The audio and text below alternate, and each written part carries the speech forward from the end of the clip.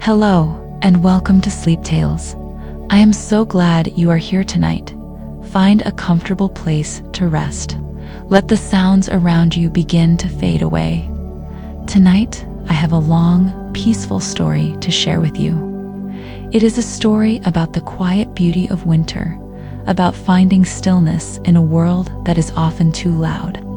It is called Frostwood Valley. There is nothing for you to do now but listen to the sound of my voice and let your mind drift into our story. So let's begin. The last sound of the city was the loud hum of a closing gate at the rental car lot. June had the keys in her hand. The car was small and gray and anonymous. It was perfect. She put her one large bag in the back seat. She did not look back as she drove away. She did not want to see the tall buildings one last time. She did not want to see the endless river of headlights and taillights. She had seen them every day for years. That picture was burned into her mind. She needed a new picture. The first hour of the drive was familiar. It was all wide highways with many lanes. Cars were everywhere. They moved fast, a constant flow of metal and light. Signs were everywhere too. They told her where to go, what to buy, how fast to drive. The signs were bright and loud, even in the gray afternoon light. The radio was on, but she was not listening to it. It was just noise to fill the other noise. It was a habit. The city was a place of constant noise. You learned to use one noise to block out another. You built walls of sound around yourself to feel private. It was a strange way to live. She had lived that way for a long time. She drove north. The sun was low in the sky, a pale white circle behind a thick blanket of gray clouds. The light was weak. The world outside her windows was gray and brown. The trees had no leaves. The fields were empty and muddy. It was the time of year when the world seemed to be holding its breath, waiting for something to happen, waiting for the cold, waiting for the snow. After the second hour, the highways became smaller. The roads had only 2 lanes now. The traffic was much lighter. Sometimes she would drive for minutes without seeing another car. The large, bright signs disappeared. Now there were only small, green signs with town names on them. The names were simple. They were names she had never heard before. This was good. She wanted to go somewhere she did not know. She turned off the radio. The silence in the car was sudden. It was not a true silence. There was the sound of the engine. There was the sound of the tires on the road. But it was a different kind of sound. It was a steady sound. It was a predictable sound. It did not demand her attention. Her shoulders, which had been tight and high, began to relax. She had not even noticed they were tense. It was just their normal position. The sun was setting. The gray sky turned a darker shade of gray. There was no beautiful sunset. There were no colors. The world just slowly faded into darkness. She turned on the car's headlights. The beams cut to white tunnels into the growing dark. Everything outside of those tunnels was a mystery. She drove for another hour. The road began to climb. The car moved more slowly. The engine worked harder. She was going into the mountains. She had seen them on the map, but the map did not show her how they would feel. They felt big and old. The road twisted and turned. The trees beside the road were taller now. They were pine trees. They were dark and thick. Their branches were heavy. Then she saw the first snowflake. It was a single, small white flake that hit the windshield and disappeared. Then there was another, and another. Soon they were falling steadily. They were not large flakes. They were small and dry, like white dust. They danced in the beams of her headlights. They swirled and drifted. They began to stick to the road. The black pavement turned white. The world became softer. The sound of the tires changed. It was a quieter sound now, a soft, crunching sound. The instructions she had printed out were on the passenger seat. They were simple. Drive to a specific mile marker. Look for a small dirt road on the left. The road would not have a sign. Her cabin was at the end of that road. She watched the small green mile markers on the side of the road. The numbers were getting closer. Her heart beat a little faster. It was not anxiety. It was anticipation. She saw the road. It was just a small opening in the trees. It was easy to miss. If she had been going any faster, she would have driven right past it. She slowed the car down and made the turn. The dirt road was covered in a thin layer of snow. It was a single lane. The branches of the pine trees on both sides were low and close. They brushed against the sides of the car as she drove. It sounded like a soft whisper. The road went on for what felt like a long time. It went deeper and deeper into the forest. She could no longer see the main road behind her. She was alone now, completely alone. And then she saw it. The road opened into a small clearing. In the middle of the clearing was the cabin. It was small and dark. A little bit of snow sat on its roof like a white cap. The windows were dark squares. There was no light. There was no smoke coming from the chimney. It looked cold and empty. But it was there. It was real. She had made it. She stopped the car. She turned off the engine. The silence that followed was the deepest silence she had ever heard. It was absolute. There was no hum of a distant highway. There was no sound of anything at all. The falling snow made no noise. The world was completely still.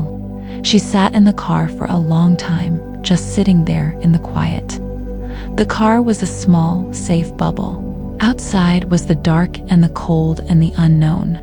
She took a deep breath. The air in the car felt stale. It was time to go outside. It was time to enter her new home. This was the beginning. She was in Frostwood Valley. The city was gone. The noise was gone. There was only the cabin and the snow and the great, deep quiet of the winter woods. Chapter 1. The Weight of Quiet. June opened the car door. The cold air was a shock. It was sharp and clean, and it felt like it went all the way down into her lungs. It felt more real than any air she had breathed in years. She stood up out of the car, and her boots made a soft, crunching sound in the fresh snow. The sound was small, but it seemed very loud in the immense silence. She closed the car door. The click of the latch echoed briefly in the clearing, and then was gone, swallowed by the quiet. She stood by the car for a moment, letting her eyes adjust to the dark. The moon was hidden behind the thick clouds, but it gave a faint, diffused light to the world. The snow on the ground seemed to glow with its own soft, white light. It made the cabin stand out as a dark, solid shape against the whiteness. The pine trees surrounding the clearing were tall, dark columns. They were silent watchers. She could smell them in the air. It was a clean, sharp scent of pine needles and cold bark. It was the smell of winter. She walked to the back of the car and opened the trunk to get her bag. The movement felt slow and deliberate. Every action seemed to require more thought here, more intention. In the city, she moved quickly, automatically, without thinking. Here, her body was remembering how to move in a quiet world. Her bag was heavy. It held everything she thought she would need for the next 3 months. Clothes, books, some food. It felt like a lot of stuff. It felt like too much stuff. She walked towards the cabin. The path was just a slight depression in the snow. Her boots sank in a few inches with each step. The porch was made of dark wood. It had 2 steps. She stepped up onto the porch. The wood was solid under her feet. The cabin door was dark green. The paint was old and peeling in a few places. There was a large, old iron key in the lock. The owner had told her he would leave it there for her. Her hand felt the cold of the metal key. It was a real key, a skeleton key, not the plastic cards she was used to. Her fingers were already getting cold. She turned the key. The lock was stiff. It took some effort. It made a loud, grinding, metallic sound. Then there was a heavy click. The door was unlocked. She pushed the door open. It creaked loudly on its old hinges. The sound was like a groan. It was the first sound the cabin had made. A wave of air came out from inside the cabin. It was even colder than the air outside. It was a deep, still cold. A cold that had been sitting in the dark for a long time. It smelled of old wood and cold stone and dust. It was the smell of a place that has been closed up, waiting. She stepped inside. She left her bag just inside the door. She did not want to go back out into the falling snow. She closed the heavy door behind her. The creak was loud again. The click of the latch settling into place felt very final. She was inside now. She was alone in the dark cabin. She could not see anything. It was total darkness. She stood completely still, waiting for her eyes to adjust again. It was a different kind of darkness than the darkness outside. Outside, there was the white of the snow. Inside, there was nothing. She held her hands out in front of her and moved forward slowly, shuffling her feet. Her hand touched a wall. It was made of rough, cold wood. She moved her hand along the wall, searching for a light switch. She found it. She flicked the small plastic switch up. Nothing happened. She flicked it down, then up again. Still nothing, of course. The owner had told her the power could be unreliable. He had told her the main sources of light and heat were not from electricity. They were from fire and from lamps. He had said this was a simpler way to live. Right now, it did not feel simpler. It felt darker. She remembered the small flashlight she had packed in the side pocket of her bag. She felt her way back to the door. She knelt on the cold floor and unzipped the pocket. Her fingers found the cool metal tube of the flashlight. She pulled it out and pushed the button. A thin, weak beam of yellow light cut through the darkness. It was not much, but it was enough. She pointed the light around the room. The cabin was one large space. The floor was wide planks of dark wood. The walls were made of logs, the rounded shapes of the trees still visible. In the center of the far wall was a huge fireplace. It was made of large, gray river stones. It was big enough to stand in. It was dark and cold now, a black hole in the wall. To the left of the fireplace, there was a small area with a simple wooden table and 2 chairs. To the right, there was a worn-looking sofa and a single armchair. They were covered in white sheets, making them look like silent ghosts in the weak light of her flashlight. The back corner, there was a small kitchen area, a counter, a sink, a small stove. On the other side of the room, she saw 2 closed doors. She guessed they led to a bedroom and a bathroom. The beam of her flashlight looked small and lonely in the big, dark room. The cabin felt much larger from the inside. The ceiling was high, with dark wooden beams crossing it. The air was so cold she could see her own breath. It came out of her mouth in a white cloud. The first task was clear. She needed to make a fire. Everything else could wait. Warmth was the most important thing. She found a stack of newspapers and a box of matches on the stone hearth of the fireplace. There was a pile of small, thin pieces of wood, kindling in a wooden box. And next to the fireplace, there was a tall stack of split logs. The previous guest, or the owner, had left everything ready. She was grateful for that. She had not built a real fire in many years. She had a fireplace in an old apartment once, but she had rarely used it.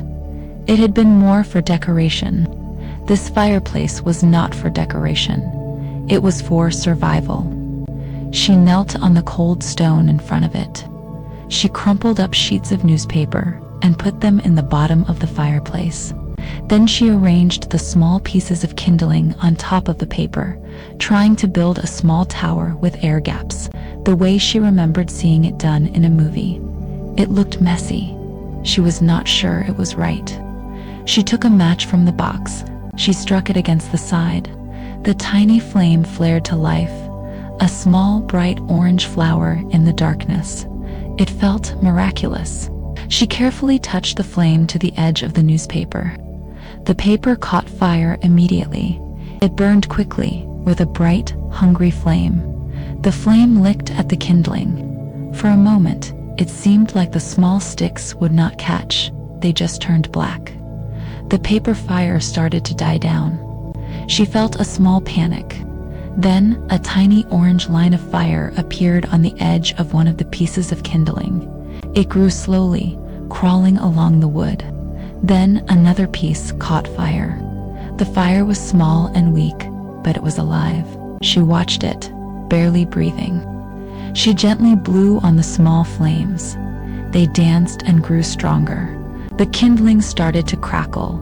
It was a wonderful sound. It was the first happy sound she had heard in a long time. She waited until the kindling was burning well. Then she carefully placed 2 of the larger logs on top of the fire. She placed them so they were leaning against each other, with a space between them for air to flow. The logs were thick and heavy. For a long time, nothing happened. The kindling fire burned brightly beneath them, but the big logs just sat there, black and stubborn. She worried she had put them on too soon. She worried she had smothered the small fire. She sat there, watching, feeling the cold of the cabin on her back and the tiny heat of the struggling fire on her face. And then she saw it. A small blue flame flickered on the bottom edge of one of the logs. It danced there for a moment, then disappeared. Then it came back, a little stronger this time. Slowly, so slowly, the fire began to take hold. The log began to burn. The crackling sound grew louder and more confident. A soft orange glow began to fill the fireplace. She sat on the floor, watching the fire grow. The light pushed the darkness back. It made the room feel smaller, safer. The orange light flickered on the log walls and the wood floor. It made the white sheets on the furniture glow. She felt the warmth on her face, on her hands. It was a deep, penetrating warmth. It felt like life. She had done it. She had made a fire. It was a small thing, a simple thing, but it felt like a huge victory. It was the first thing she had done in this new place, and she had done it right. She stayed there by the fire for a long time, just watching the flames. She did not think about unpacking. She did not think about the city. She did not think about anything at all. She just watched the fire.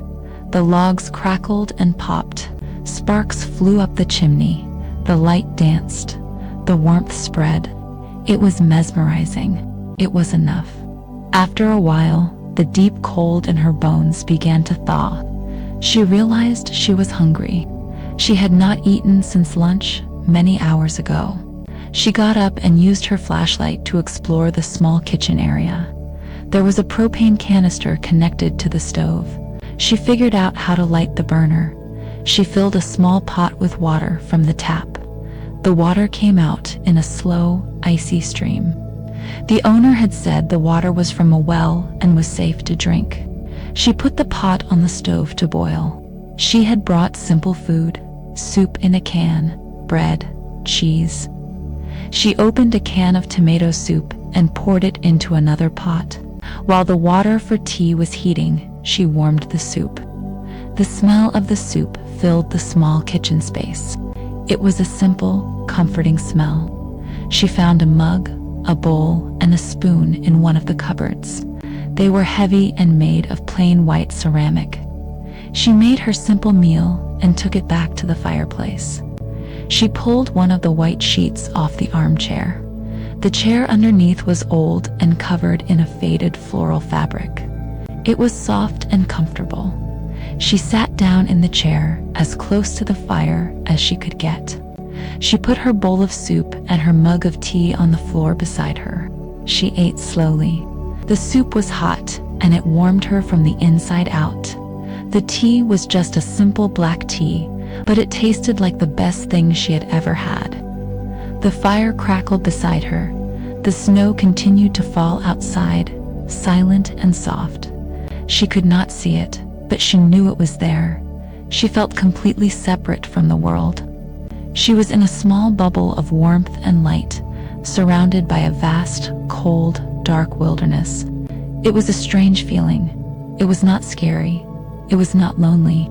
It was just quiet. When she finished her soup, she just sat in the chair, sipping her tea. The cabin was slowly warming up. The chill was leaving the air. The silence was still there, but it was different now. It was not a heavy, empty silence anymore. It was a comfortable silence. It was filled with the soft sounds of the fire, the crackle of the wood, the soft hiss of the sap. It was a living silence. She felt a wave of exhaustion wash over her. It was a deep, physical tiredness from the long drive and the cold, but it was also a mental exhaustion. The last few weeks in the city had been a blur of stress and noise and decisions. Her mind had been racing for so long. Now it was finally starting to slow down. She knew she should unpack. She knew she should find the bedroom and make the bed, but she could not bring herself to move. The armchair was too comfortable. The fire was too hypnotic. She leaned her head back against the soft fabric of the chair. Her eyes grew heavy. The dancing flames of the fire became blurry. She would just rest here for a minute. Just for a minute. Her eyes closed. She slept there in the old armchair, with the fire burning beside her, in the deep and quiet heart of the winter woods. She woke up with a start. The fire had burned down to glowing red and orange embers. The room was much darker now, lit only by the soft, deep glow from the fireplace. A chill was starting to creep back into the air. She felt stiff. Her neck was sore from sleeping in the chair. She did not know how long she had been asleep. An hour, 2 hours. She looked towards the window. It was still a square of perfect blackness. Night was still deep. She stood up and stretched. Body felt heavy and slow. She knew she needed to get into a real bed. But first, she had to deal with her belongings. Her one large bag was still sitting by the door. It looked like a visitor from another world. A world of schedules and deadlines and noise. Unpacking it felt like a chore. It felt like letting the city back into her quiet space. She picked up the bag and carried it over to the sofa. She had pulled the sheet off the sofa earlier, revealing a simple, sturdy piece of furniture covered in a dark brown fabric. She unzipped the bag. The first thing she saw were her clothes. There were sweaters and thick socks, sensible things for a winter in the mountains, but underneath them were other clothes. A dark blazer for meetings, a silk shirt she had bought but never wore. They felt ridiculous here. They belonged to a different person, a person who lived a different life. She pulled them out and folded them, but she did not know where to put them. There was a small wooden wardrobe against the wall, but it felt wrong to put those city clothes inside it. It felt like a lie. She ended up folding them neatly and putting them back in the bottom of her bag. She would not need them here. Next, she unpacked her books. She had brought a tall stack of them, novels she had been meaning to read for years, books about birds and trees. She placed them on the small wooden table next to the sofa. They looked right. They looked like they belonged here. Then she took out the most difficult object, her laptop. It was sleek and silver and cold to the touch. It was her connection to her job, to her old life. It was the source of so much of her stress. She opened it. The screen lit up, bright and jarring in the dim light of the cabin. She looked for a wireless network. The screen just said, "No networks found." She had expected this. The owner had told her there was no internet, but seeing the words on the screen, made it real. The connection was cut. She took out her phone. She looked at the top of the screen. One tiny bar of service flickered, then disappeared. No service. Nothing. The phone was just a small, dark rectangle in her hand now. A wave of something close to panic washed over her. It was a reflex. For years, she had been connected every minute of every day. The feeling of being disconnected was so unfamiliar it felt like she was holding her breath. She forced herself to take a deep breath. This was why she had come here. This was the point, to be disconnected, to be quiet, to be alone. The panic slowly subsided. It was replaced by a strange feeling of lightness. There were no emails to check. There were no messages to answer. There were no endless streams of news and opinions to scroll through. There was nothing, just her, and the cabin, and the fire. She closed the laptop and put it back in her bag. She put the phone on the table, screen down. She would use it as an alarm clock, and nothing more. The act of putting the electronics away felt significant. It was a choice. She was choosing the quiet. She was choosing this new, slower world. Now it was time to find the bedroom. She picked up her flashlight again. The first door she opened led to a small, simple bathroom. There was a toilet, a small sink, and a shower stall with a curtain. It was all very clean and basic. The second door opened into the bedroom. It was a small room, just big enough for a bed and a small wooden dresser. The bed was a simple wooden frame, and the mattress was covered with a plain white sheet, just like the furniture in the main room. There was one window in the bedroom, looking out into the dark woods. She pulled the sheet off the bed. She had brought her own bedding, a set of soft flannel sheets and a thick down comforter. She made the bed. The simple physical task was calming. The flannel sheets were soft under her hands. The comforter was thick and promised warmth. When the bed was made, she went back to the main room. She added another log to the fire. The embers glowed brightly as the fresh wood settled, and small flames began to curl around its edges. The room was quiet and warm again. She looked around. The cabin no longer felt like a strange, empty place. It felt like her place. It was starting to feel like a home. She went back into the bedroom and got ready for sleep. The floor was cold on her bare feet. She quickly changed into a warm pair of flannel pajamas. She looked at her reflection in the small, dark window. She saw a pale, tired-out face. She looked like a stranger to herself. She got into bed. The sheets were cold at first, but they quickly began to warm up from her body heat. The down comforter was heavy and comforting. It felt like a warm weight pressing down on her, holding her in place. She lay on her back and stared up at the dark ceiling. The silence in the bedroom was even deeper than in the main room. Here, she could not hear the crackle of the fire. She could only hear the sound of her own breathing and the beating of her own heart. The city was never this quiet. Even in the middle of the night, there was always a sound, a distant siren, the hum of the refrigerator, the sound of neighbors in the apartment above. Her ears were so used to noise that this total absence of it was strange. It felt loud in its own way. It was a heavy silence, a silence that pressed in on her. Her mind, free from the distractions of her phone and her computer, began to race. It played back scenes from her last day at work, conversation with her boss, the face of a coworker. It replayed the long, dark drive. It worried about the car, sitting out in the falling snow. It worried about the fire, wondering if she had put the screen in front of it. It worried about strange, small things. Did she lock the car? Yes, she was sure she had. Did she bring enough coffee? She thought so. The thoughts were like a swarm of insects buzzing around in her head. She could not make them stop. In the city, she would have turned on the television, or put on headphones, or scrolled through her phone until her eyes were too tired to stay open. She would have used noise and light to chase the thoughts away. But here, there was nothing to chase them with. There was only the darkness and the quiet. She turned onto her side, pulling the heavy comforter up to her chin. She tried to focus on her breathing, in and out, in and out. It was a simple trick she had read about, but it rarely worked for her. Her mind would not be quiet. It was like a wild animal that had been kept in a cage for too long. Now that the cage was open, it was running wild.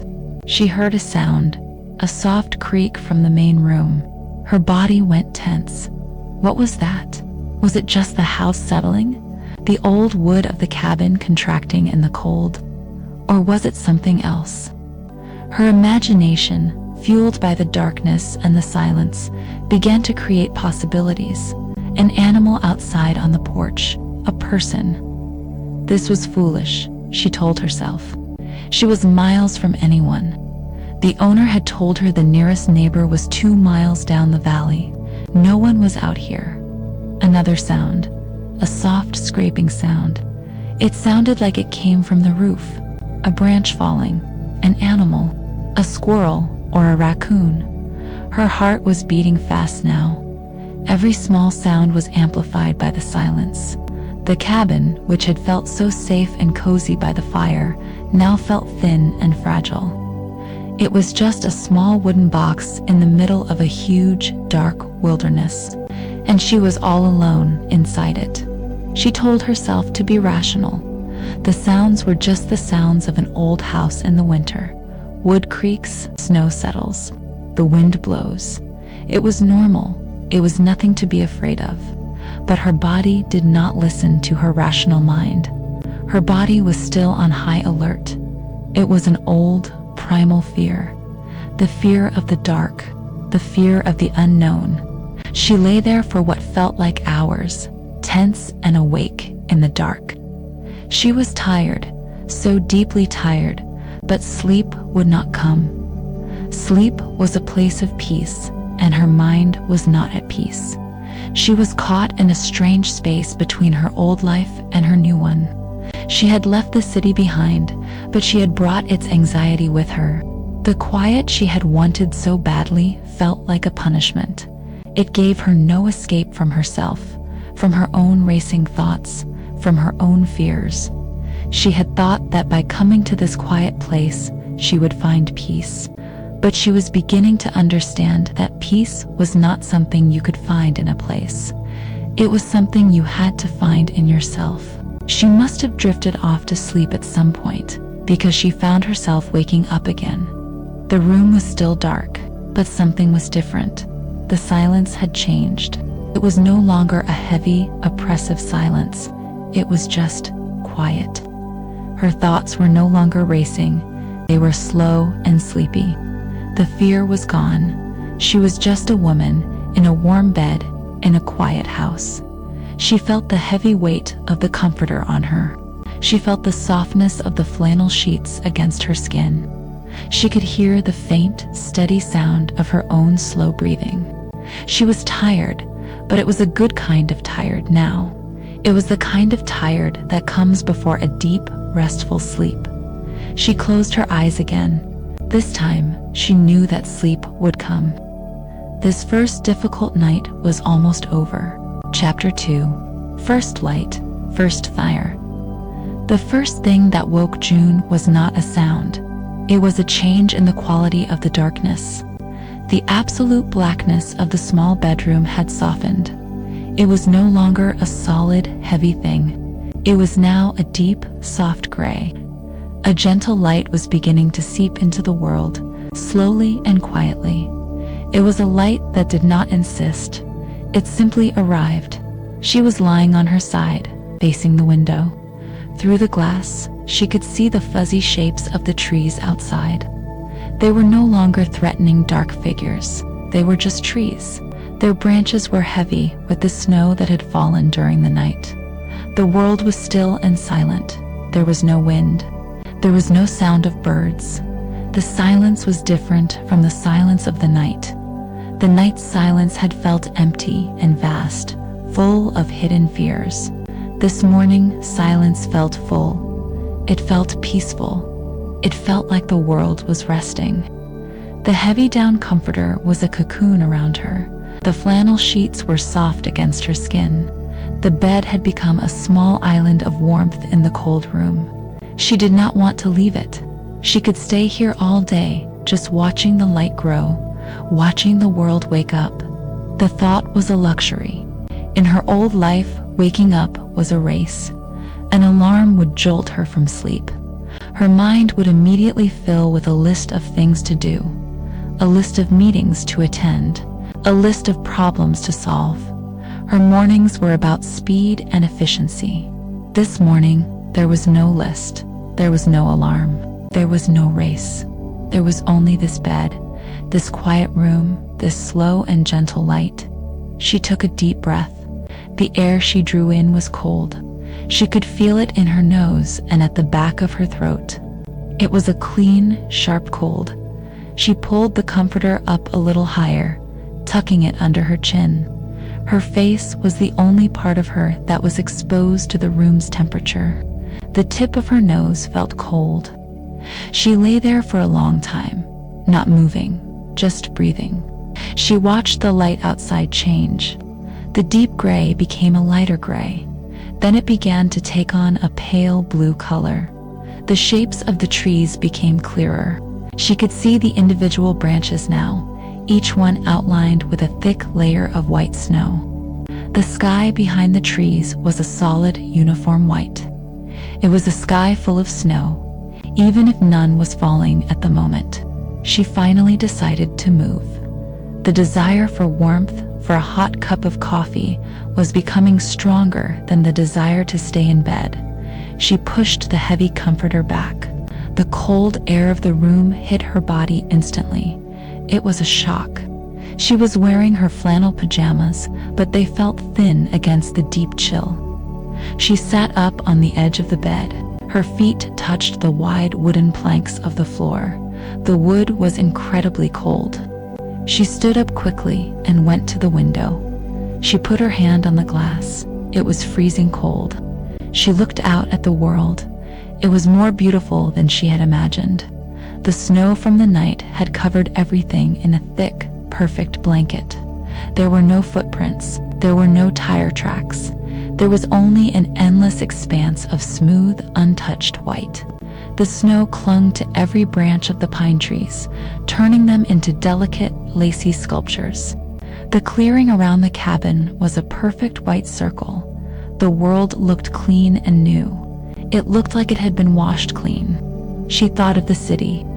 A morning like this in the city would be gray and wet. The snow would turn to dirty slush on the streets almost immediately. The air would be thick with the exhaust from cars. Here, the air was so clear it seemed to sparkle. The beauty of it was simple and overwhelming. It made her feel small, but in a good way. It made her problems feel small too, but the cabin was cold. The beauty outside was for later. The priority was warmth. The fire in the main room had died completely during the night. The embers she had seen before she went to bed were now just a pile of gray and black ash. There was no warmth coming from the fireplace at all. The entire cabin was filled with a still, deep cold. It was a cold that seemed to sink into the wood, into the stone, into her bones. She walked out of the bedroom and into the main room. It was even colder here. It was a large space. Her unpacked bag was still there. The room looked stark and unwelcoming in the pale morning light. The heart of the cabin was the fireplace, and the heart was cold. She knew what she had to do. The day could not begin until there was a fire. She went to the fireplace and knelt on the cold stone hearth. She looked at the ashes from last night's fire. It seemed like a long time ago. She had been a different person then, a tired, anxious person arriving in the dark. This morning she felt a little different. She felt calmer. She had a purpose, a simple, clear purpose. She needed to clean out the old ashes first. She looked around for a shovel and a bucket. She found them sitting next to the wood pile. A small metal shovel with a wooden handle and a simple metal bucket. They were old and functional tools. She carefully scooped the ashes out of the fireplace. The ash was fine and soft, like gray dust. She filled the bucket with the old ashes. She would take them outside later. The owner had said the ash was good for the garden in the summer. When the fireplace was clean, she had a fresh start, a clean, dark space waiting for a new fire. Now she needed wood. There were a few logs left in the stack inside, but she knew she would need a lot more to keep the fire going all day. The main wood pile was outside, on the covered porch. She would have to go out into the cold. She went back to the bedroom to put on more clothes. She pulled on a thick wool sweater over her pajamas. She put on a pair of thick, warm socks. Her boots were by the front door, still a little damp from the snow last night. She put on her coat, her hat, and her gloves. She felt like an explorer preparing for an expedition. In a way, she was. She was exploring a new way of living. The hinges creaked again, a familiar sound now. The view that greeted her was breathtaking. The sun had risen above the horizon, though it was still hidden behind the thick white clouds, but its light was bright. It reflected off the new snow, making the entire world incredibly bright. She had to squint her eyes against the brilliance. The air was so cold it felt sharp in her lungs. It was a clean, pure cold. Her boots made a loud, crunching sound in the snow that had blown onto the porch floor. Her car was a gray shape, covered in a thick layer of white snow. The only marks in the perfect snow were her own footprints from the night before, leading from the car to the cabin. They were already soft and blurred, partially filled in with new snow. On the far side of the porch, there was a large, neat stack of firewood. It was stacked high and deep, reaching almost to the ceiling of the porch roof. There were logs of all sizes, big, thick logs for a long, slow burn, medium-sized logs, smaller pieces for getting the fire started. The wood was dry and seasoned. The owner had promised her there would be plenty of wood to last the whole winter. Looking at the huge stack, she believed him. She began to gather the wood. She selected several handfuls of the thinnest, driest kindling. Then she chose from medium-sized logs. Her plan was to build a better fire today, a stronger fire, a fire that would last. She loaded the wood into her arms. The logs were heavy, and the bark was rough against the fabric of her coat. She made a pile just inside the door, so she would not have to go out again for a while. She made 2 trips, bringing in a generous supply of wood. The simple physical labor felt good. It warmed her up more than her coat did. It felt purposeful. Now she was ready. She knelt again in front of the cold, dark fireplace. This time, she felt more confident. She was not the same person who had fumbled in the dark last night. She started with the newspaper. She crumpled several sheets into loose balls and placed them in the center of the fireplace. She did not pack them too tightly. She laid the small, thin sticks on top of the paper. She did not just pile them on. She tried to build a structure, a small log cabin shape, like she had seen in a picture once. She left gaps between the sticks. She wanted the flames from the paper to be able to reach every piece of kindling. It was like building a small, delicate sculpture out of wood. Her hands, even in their gloves, were getting cold from kneeling on the stone. But she did not rush. She took her time. She wanted to do it right. When the kindling structure was complete, she chose 2 of the medium-sized logs. She placed them on either side of the kindling, parallel to each other. Then she took a 3rd log and placed it on top of the 2 bottom logs, bridging the gap above the kindling. This would be the first log to catch fire. It would burn downwards, helping to light the rest of the wood. It was a method she had read about somewhere. It was supposed to create a fire that burned hotter and cleaner. It was called a top-down fire. It felt counterintuitive to light the fire from the top, but she was going to trust the instructions she had read. The structure was built. The fireplace was ready. It looked neat and orderly. It looked professional. She felt a small sense of pride. Now came the most important part, the moment of creation. She took a single match from the box. The small wooden stick felt fragile in her gloved fingers. She struck it on the side of the box. It was a small, brave thing. She held it carefully and reached into the fireplace. She touched the flame to a piece of newspaper that was sticking out from the top of her structure. The paper hesitated for a second, then it caught. A small brown spot appeared, then a line of orange fire began to crawl along its edge. The fire was quiet at first, just a soft, rustling sound. The light it gave off was weak.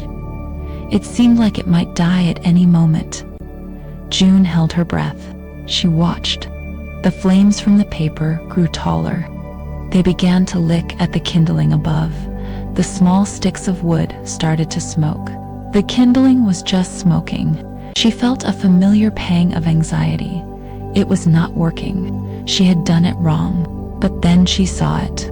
A tiny, determined flicker of orange on one of the smallest pieces of kindling. It was a real flame, not just a reflection from the paper. It held on. It grew from a flicker to a small, steady flame. Then another piece of kindling caught fire, and another. The fire was climbing her structure. The sound changed. It was no longer a soft rustle. It was a distinct crackle. The sound of wood catching fire. The sound of success. She let out the breath she had been holding. A small smile touched her lips. She had done it. This time, it was not an act of desperation in the dark. It was a deliberate act of creation in the morning light. She sat back on her heels and watched. The kindling fire grew stronger and hotter. The flames were bright and lively now. You had to give it time. You had to trust the process. And then the big log caught. It did not happen all at once. It started with a small line of glowing red along its bottom edge. Then a small blue-orange flame appeared. It danced along the wood, then disappeared. It came back, stronger this time. Soon, the entire bottom of the log was on fire. The flames were no longer small and delicate. They were thick and powerful. They wrapped around the log, consuming it. The fire made a deep, satisfying roaring sound now. It was a confident sound. The heat began to pour out of the fireplace. It was a wonderful, life-giving heat. It pushed back the cold of the room. She sat on the floor in front of the fireplace, cross-legged, and just soaked in the warmth. This small victory felt immense. It was more than just building a fire. It was about competence. It was about self-reliance. In her city life, she relied on systems she did not understand. She flipped a switch, and the lights came on. She turned a dial, and the heat came out of a vent. She was a consumer of comfort. She did not create it. Here, she had created it. With her own hands. With her own knowledge. She had taken cold, dead wood and turned it into light and heat. It made her feel capable. It made her feel strong. She sat there for a long time, just watching the fire. The top log burned brightly, and the heat slowly ignited the two logs beneath it. It made the log walls glow. It danced on the ceiling.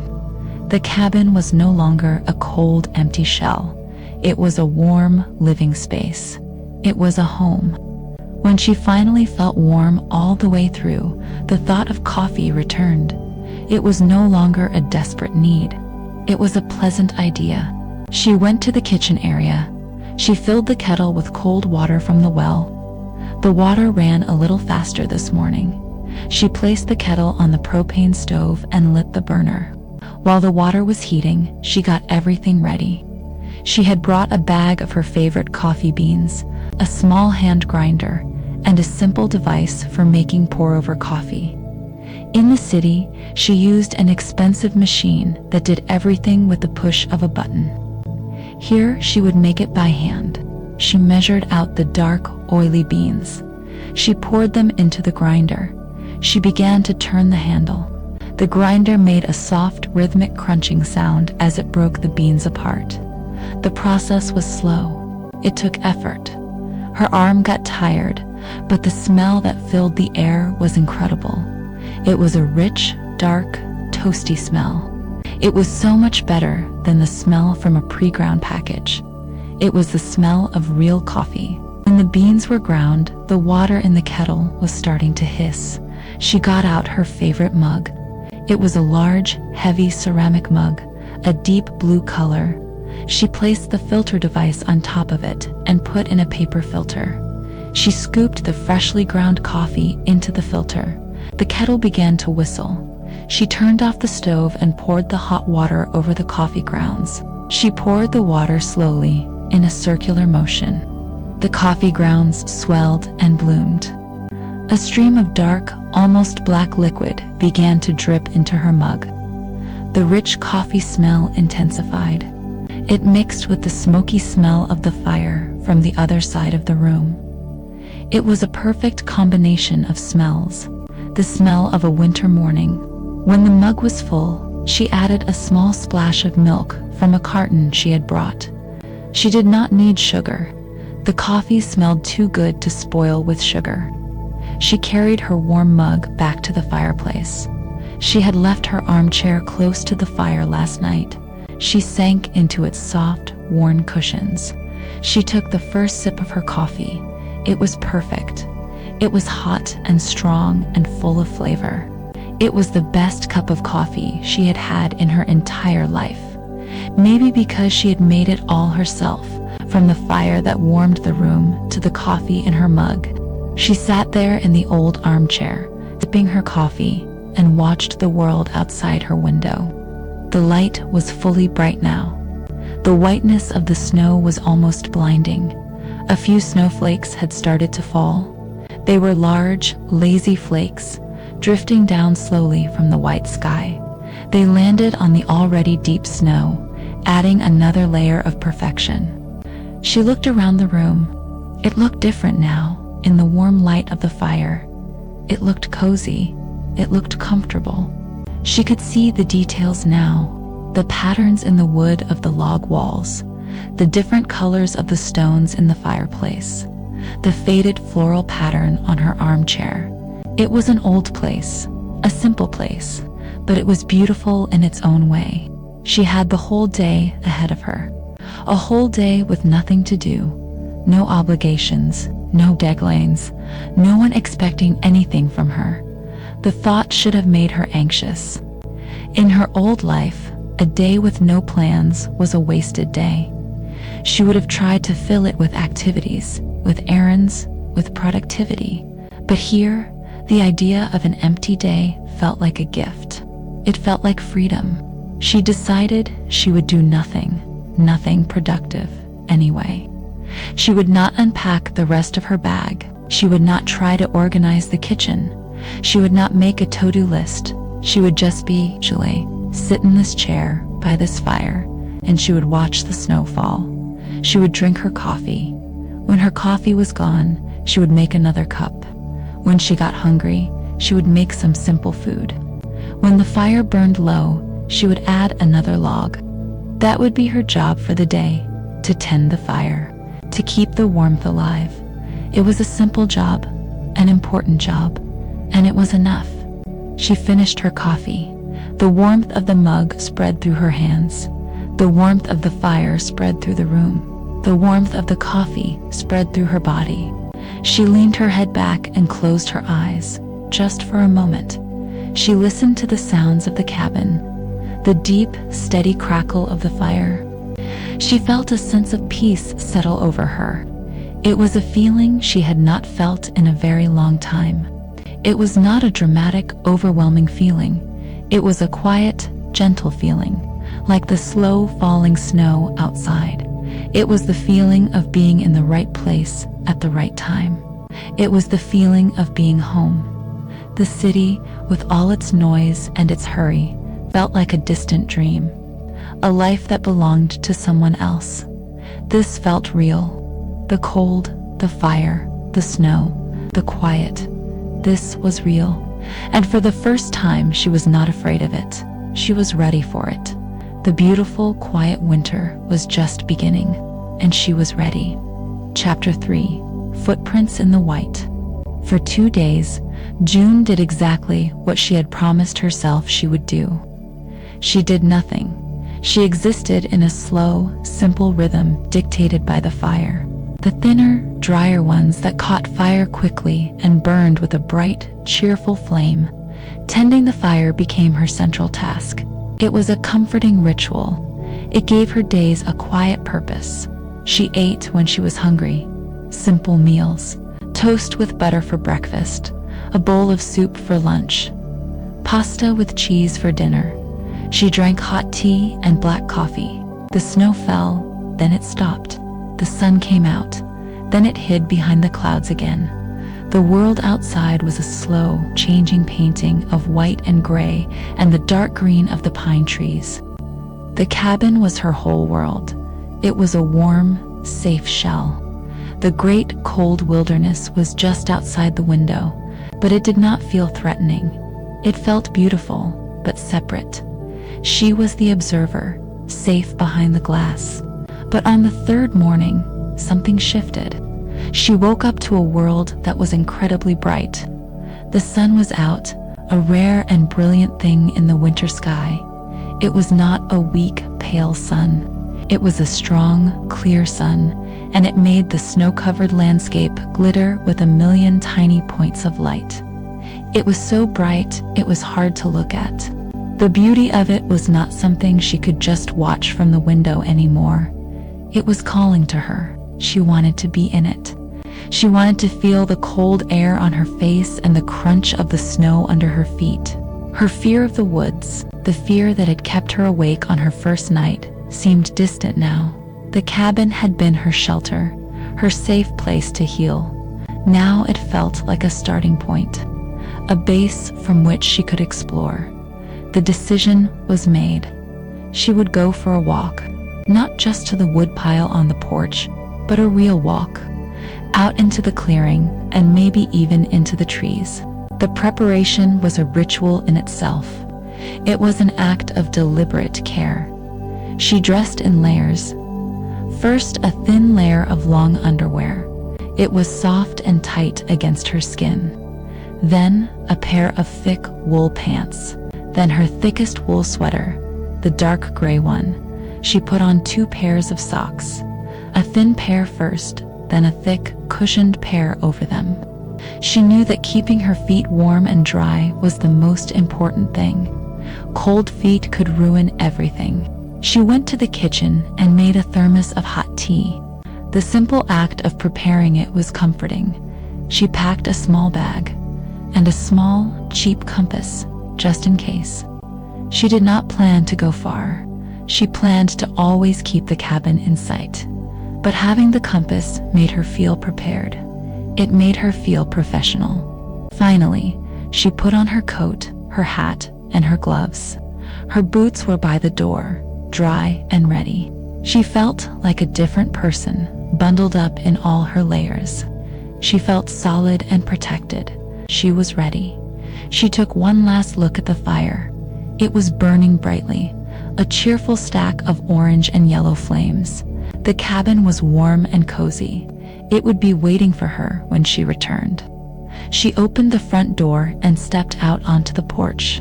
The air was a shock. It pricked at the small area of skin on her cheeks that was not covered by her hat or her scarf. She took a deep breath. It made her feel instantly awake and alive. She stepped off the porch and into the snow. The sound was a loud, satisfying crunch. Snow was deep.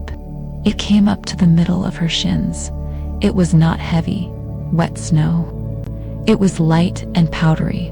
With each step, she lifted her leg high and pushed it down into the new snow. It was hard work. Her legs felt the effort immediately. Her first walk was very short. She decided to just walk a circle around the cabin. She wanted to see her new home from all sides. She walked slowly, her eyes taking in everything. She looked at the way the snow lay on the roof of the cabin, thick and smooth, like frosting on a cake. A thin wisp of gray smoke was rising from the stone chimney. It went straight up into the cold, still air. The smoke was a sign of life. It was a sign of warmth. It was a sign that she was there. It was her smoke. The sight of it made her feel a deep sense of contentment. They were the only marks in the perfect white snow. They were a trail behind her, showing where she had been. They looked deep and blue in the shadows. In the bright sunlight, they were brilliant white. She was making her mark on this landscape, however small and temporary it was. She walked around to the back of the cabin. The trees were closer here. They stood tall and silent, a dark wall of green and brown against the white snow. Their branches were heavy with snow. Sometimes a small puff of snow would fall from a high branch, disturbed by a tiny breeze she could not feel. It would drift down like fine dust and disappear into the snow below. The only sound was the crunch, crunch, crunch of her own boots in the snow, and the sound of her own breathing, which came out in white clouds of mist in front of her face. The silence was not empty. It was full of light and cold, and the presence of the great, sleeping forest. Her car was still there, a soft, rounded shape under its blanket of snow. It looked like a hibernating animal. She had not thought about the car in days. It seemed like a relic from another world, a world of roads and noise and speed. It had no place here. It had only lasted 10 minutes, but it felt like a significant journey. She had left her warm shell and entered the big, bright world, and it had been wonderful. She was not even cold. The physical effort of walking in the deep snow had warmed her up. Her cheeks were tingling. She felt energized. The line of trees on the other side seemed to be calling to her. She wanted to see what was in there. She wanted to see the woods up close. She decided to go a little further. She would walk to the edge of the clearing. She set off again, this time walking in a straight line away from the cabin. The snow was just as deep here. It was a slow, steady rhythm. Lift the leg, push it down. Lift the other leg, push it down. It was a kind of walking meditation. She focused on the movement, on the sound, on the feeling of the cold air. As she got closer to the trees, she started to notice things. She saw the texture of the bark on the pine trees. It was rough and scaly, with deep grooves. The snow was caught in the grooves, making white stripes on the dark bark. She saw the pine needles up close. They were a deep, dark green. Some of them were encased in a thin, clear layer of ice, which sparkled in the sun. She was standing at the border between the open space and the forest. The trees loomed over her. They were much bigger up close. Looking up, she could see their tops against the bright blue sky. It was a different kind of sky in here, a sky framed by the dark branches of the trees. In the snow at the base of a large pine tree, there was a line of tracks. They were not her tracks. They were small and neat and delicate. They were a straight line of small oval-shaped prints, one directly in front of the other. It looked like an animal that had been walking very carefully, very precisely. The prints were perfect. She could see the shape of the small pads and even the tiny pinpricks of the claws at the front of each print. She had never seen an animal track so clearly before. In the muddy parks of the city, everything was just a smudge. But here, in the perfect snow, it was like a photograph. A cat, no, the pattern was too straight. A cat would wander more. She remembered a book she had seen, Guide to Animal Tracks. She wished she had brought it with her. Then she remembered a nature show she had watched once. It had shown a fox trotting through the snow. The fox put its back feet in the exact same spots where its front feet had been. This created a single, straight line of tracks. These tracks looked just like that. She imagined it moving through the woods in the deep of the night, silent and graceful. It had passed right here, just a few feet from where she was standing now. It had probably seen the cabin. It might have even watched her as she slept. The thought was not scary. It was exciting. It was a reminder that she was not alone here. The valley was full of life, a secret, silent life that moved through the world while she was sleeping. She stood up and followed the tracks for a short distance. They led from the base of one tree to another, a perfect, straight line. The fox had known exactly where it was going. She followed the line of prints into the trees.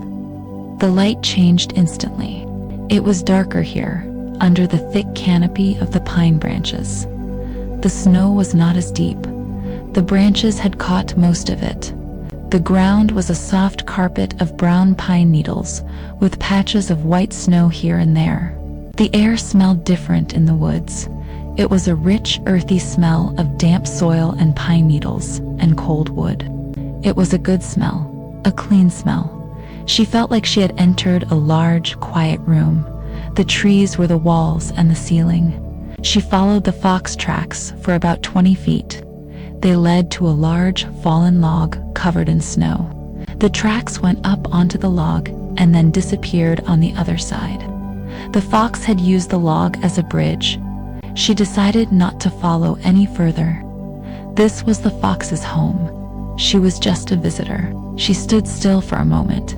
The silence in the woods was different from the silence in the clearing.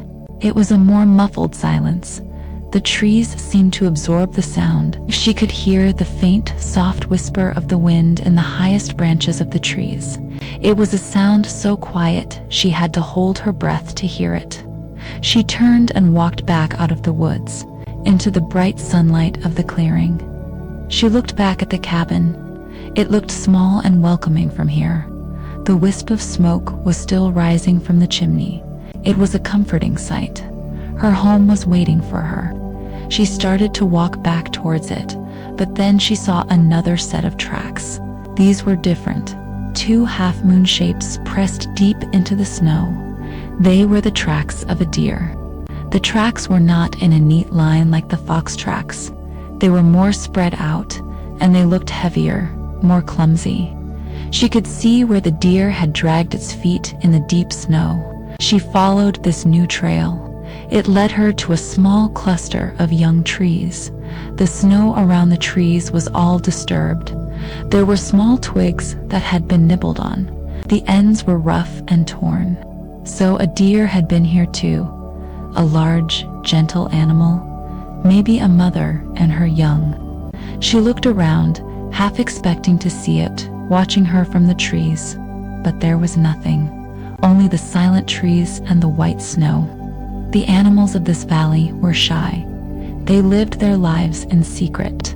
They only left behind these small clues, these footprints in the white. It was like reading a story written in the snow. She was starting to feel the cold now. Not a deep chill, but a light coldness on her fingers and toes. It was a reminder that she could not stay out here forever. She was a visitor in this cold world. Her survival depended on the warmth of her cabin. She decided to head back, but instead of walking straight back, she decided to walk along the edge of the tree line, completing a wider circle around the clearing. The walk was slow and peaceful. Every few feet, she would see something new. A tiny, delicate track that looked like it was made by a mouse. A larger, more chaotic track that might have been a rabbit. The feathery mark left by the wingtip of a bird as it landed in the snow. The world was covered in these small, secret messages. She had been walking for almost an hour. She was on the far side of the clearing now, the furthest she had been from the cabin. She was about to turn back when she heard a new sound. It was not the crunch of her boots. It was not the whisper of the wind. It was a low, faint, gurgling sound. It was a sound of water. She stopped and listened. Where was it coming from? The world was frozen solid. The ground was hard. The snow was deep. She turned her head, trying to locate the source of the sound. It seemed to be coming from a small group of birch trees, a little further into the woods. Curiosity pulled her forward. The ground sloped downwards here. The walking became a little easier. She entered the grove of birch trees. Their bark was white and papery, almost the same color as the snow.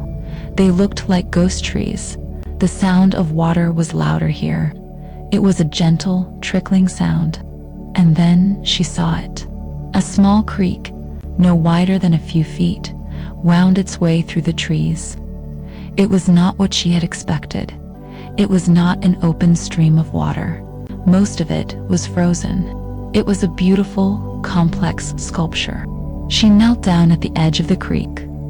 The ice was thick and smooth in some places, like a pane of glass.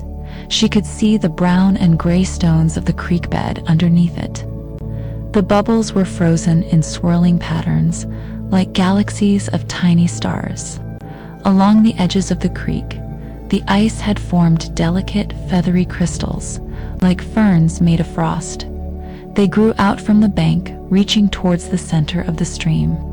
The sun shone through the trees and hit the ice.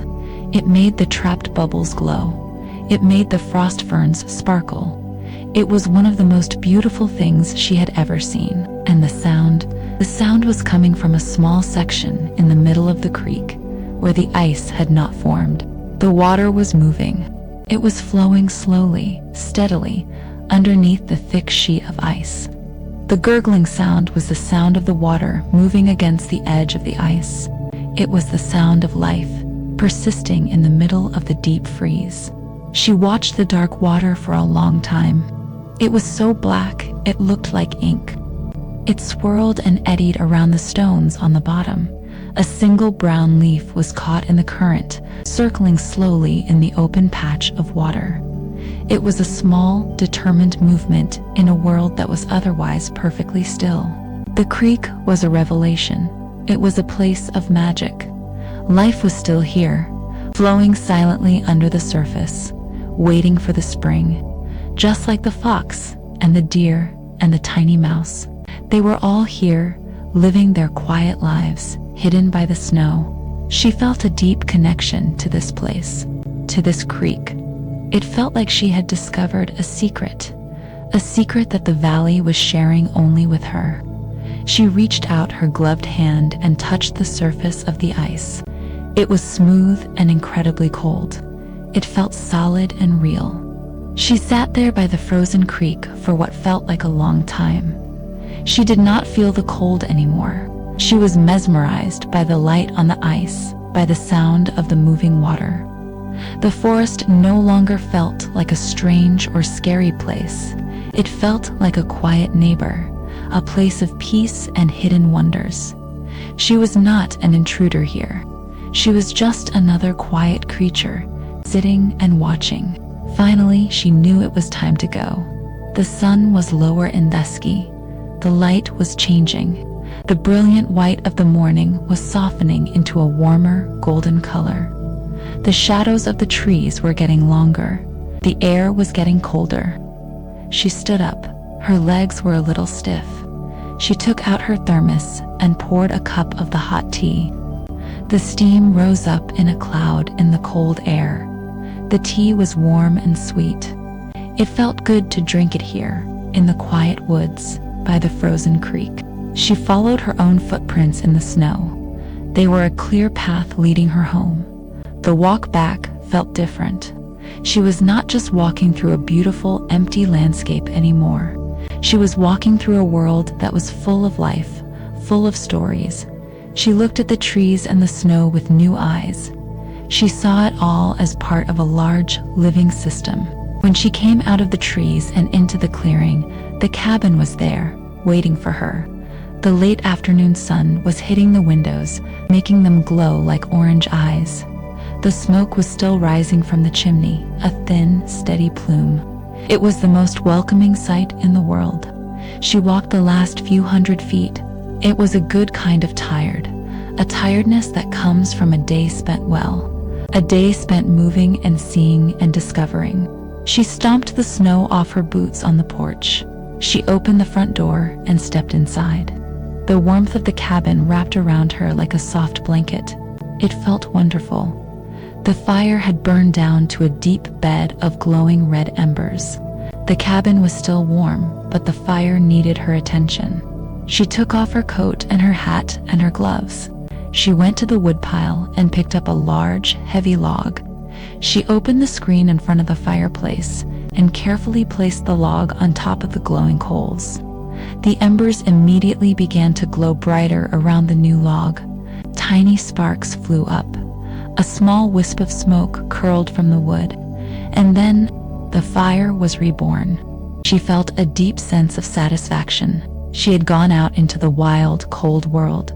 She had explored it and learned from it. And now she was back in her warm, safe home. She had made a journey and she had returned. She was tired and hungry. She made herself a simple dinner and ate it in the armchair by the growing fire. The sun set outside. The bright golden light faded to a soft pink, then a deep purple, then to black. The stars began to appear in the dark sky. She just sat and thought about her day. She thought about the perfect straight line of the fox tracks. She thought about the deep hoof prints of the deer. She thought about the sparkling ice on the creek and the dark water flowing underneath. She had come to Frostwood Valley to escape the noise and the rush of her life. She had come looking for quiet, but she was discovering that quiet was not emptiness. The quiet of the valley was full. It was full of light and snow and secret lives. She was just beginning to learn how to listen to it. And the more she listened, the less she felt alone. She was part of this quiet, beautiful world, and it was starting to feel like she belonged here. Chapter 4. The Cabin's History. June woke not to bright, glittering sunlight, but to a world of soft, uniform gray. A thick blanket of low clouds had settled over the valley, pressing down on the landscape. The light that came through the window was flat and shadowless. It was a day for staying inside.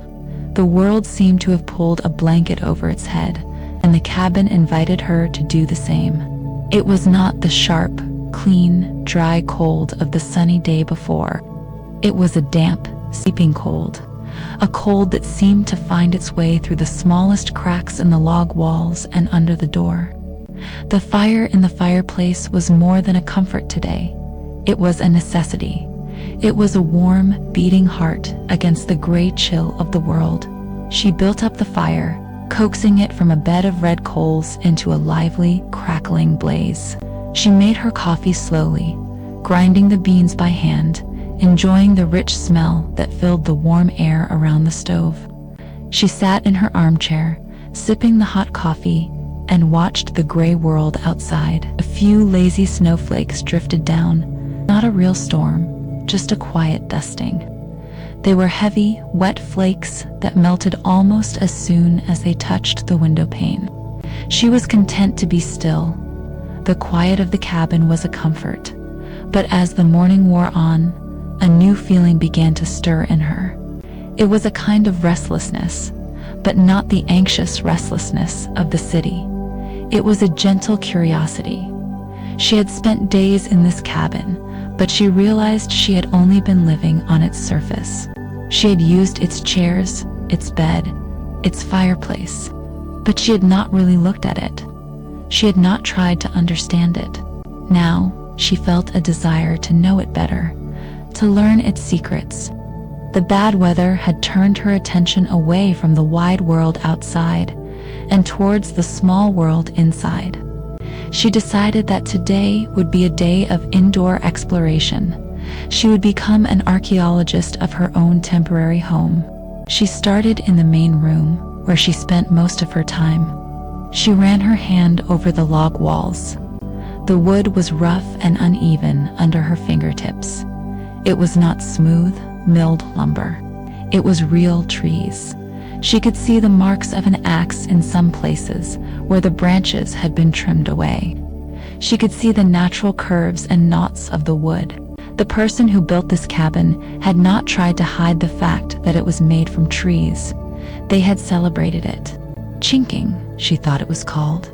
It was rough and sandy to the touch. In some places, it had cracked with age.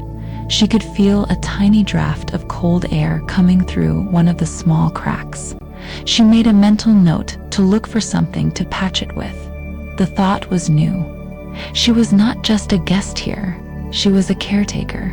She had spent hours staring into its flames, but she had never really looked at the fireplace itself. It was made of large, smooth river stones. They were all different shapes and sizes, fitted together like a puzzle. They were also different colors. Most were gray, but some were tinged with green or brown, or even a soft, rusty red. They must have been gathered from the creek bed, the same creek she had found. She imagined someone, years ago, searching for the perfect stones, carrying them back here, one by one. It was a work of patience and art. The mantle was a single, huge piece of dark wood, worn smooth with age. It was thick and solid. It felt like the anchor of the whole cabin. Her exploration took her to the furniture. The armchair she loved was old. The fabric was worn thin on the arms.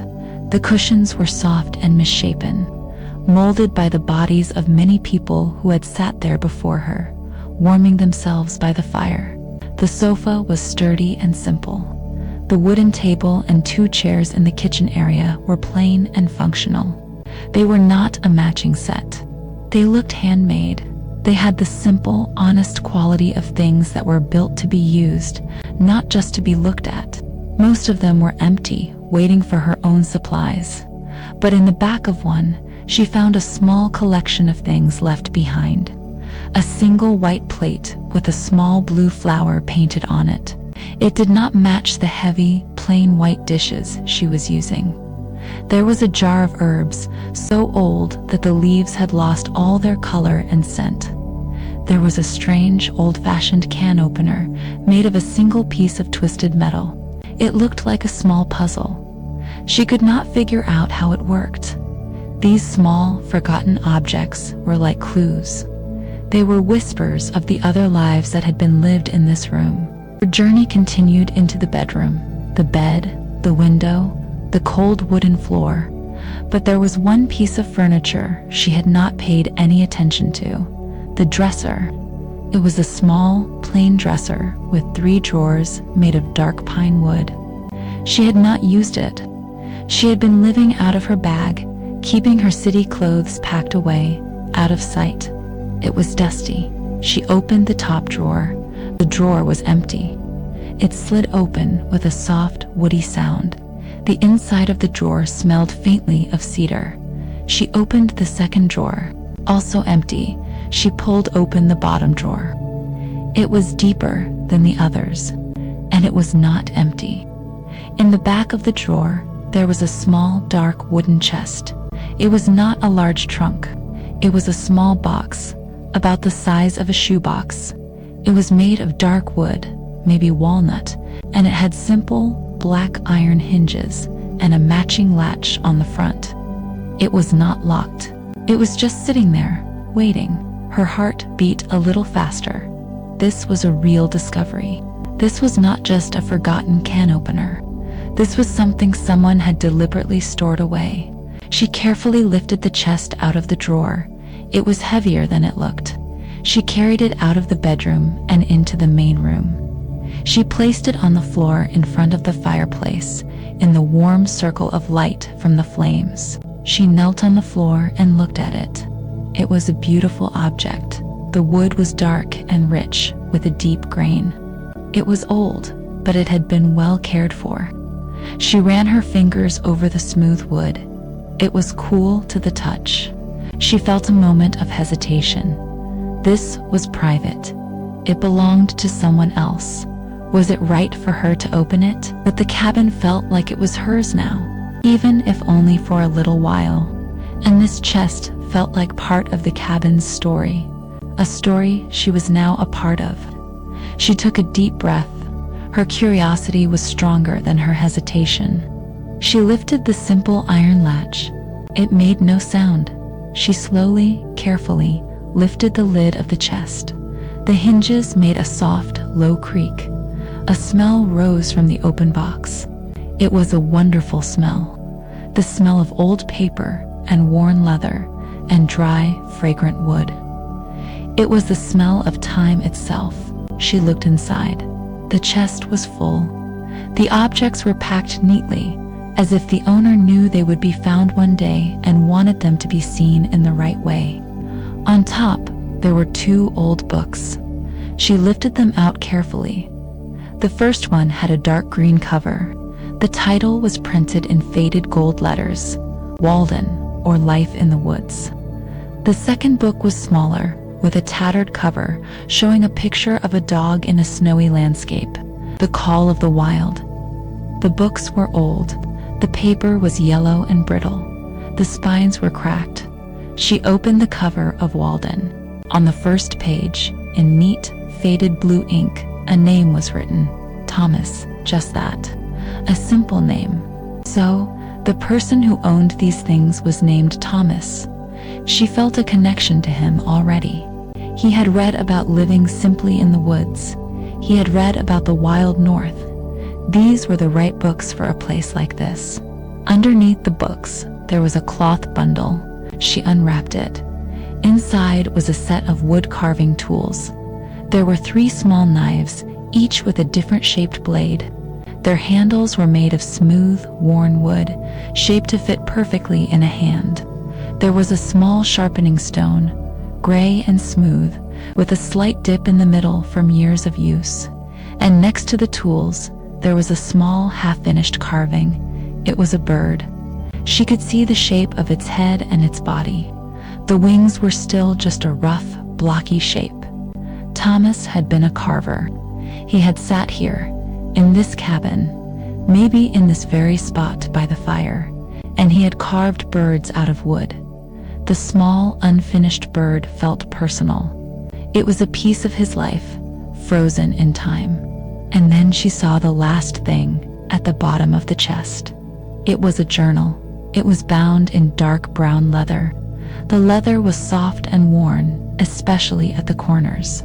There was a thin leather strap that was wrapped around it to keep it closed. She picked it up. This was the heart of the chest. This was the heart of Thomas's story. She untied the leather strap. The journal fell open in her lap. The pages were thick and yellowed. The edges were soft from being turned many times.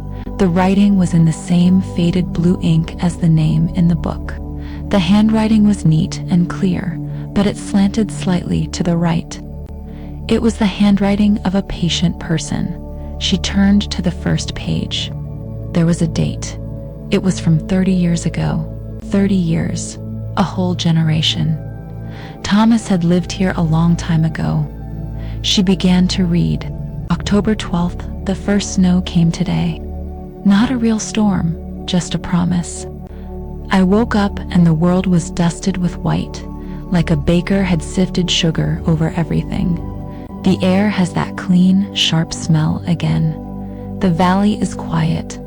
The summer birds are gone. The leaves are all down. The world is getting ready to sleep, and so am I.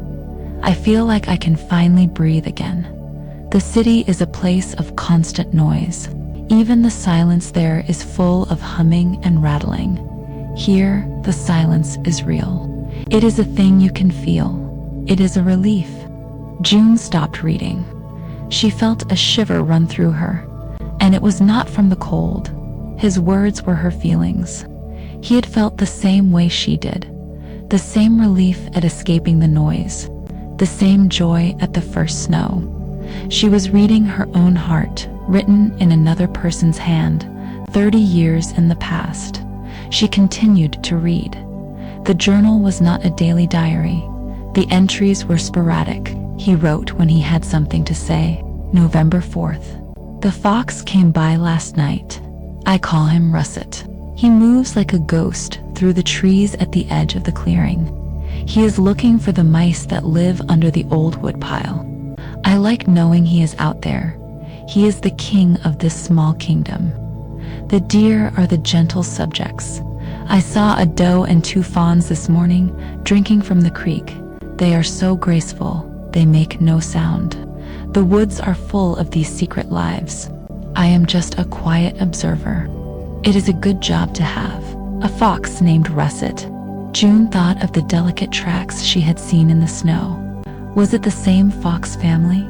Was Russet an ancestor of the fox that lived here now? The idea was wonderful. It meant the life of the valley had a continuity, a history that she was now a part of. She turned the pages, her fingers gentle on the old paper.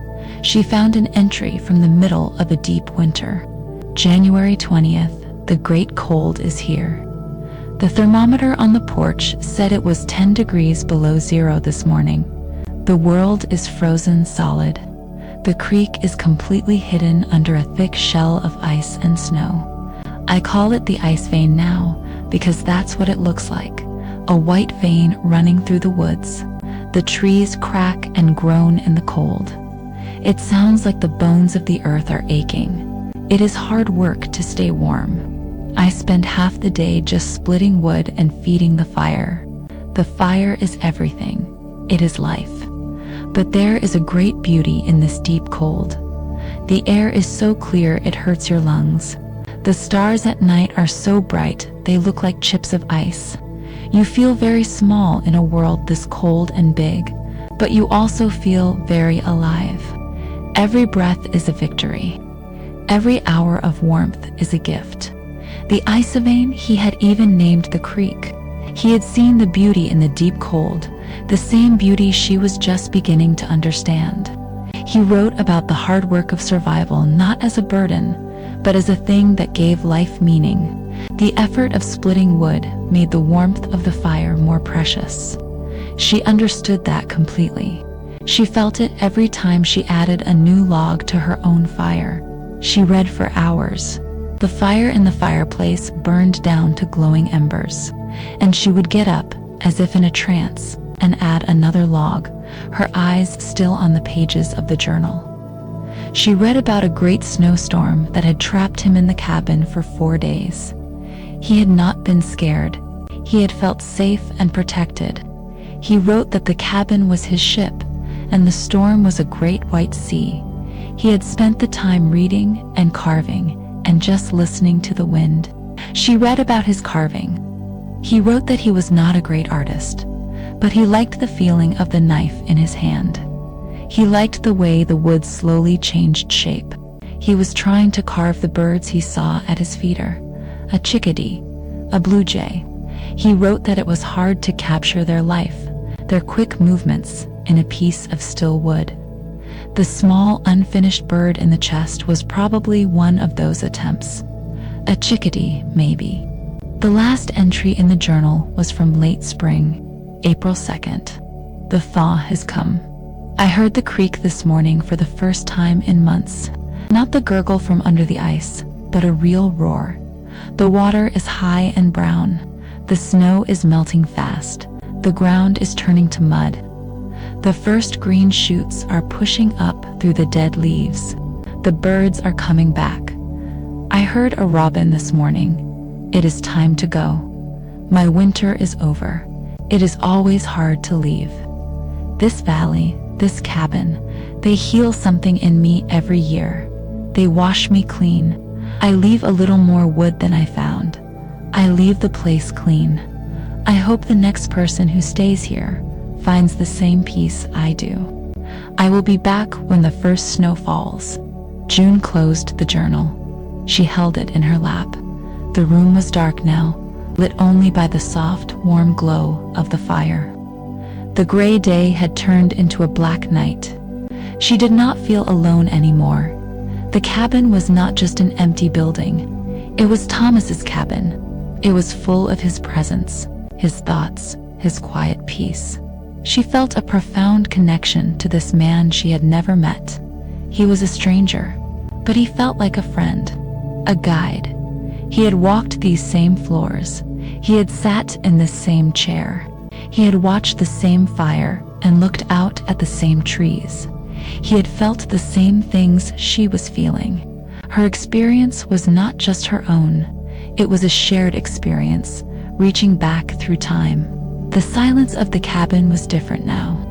It was not her silence. It was their silence. It was a silence filled with the memory of his quiet contentment.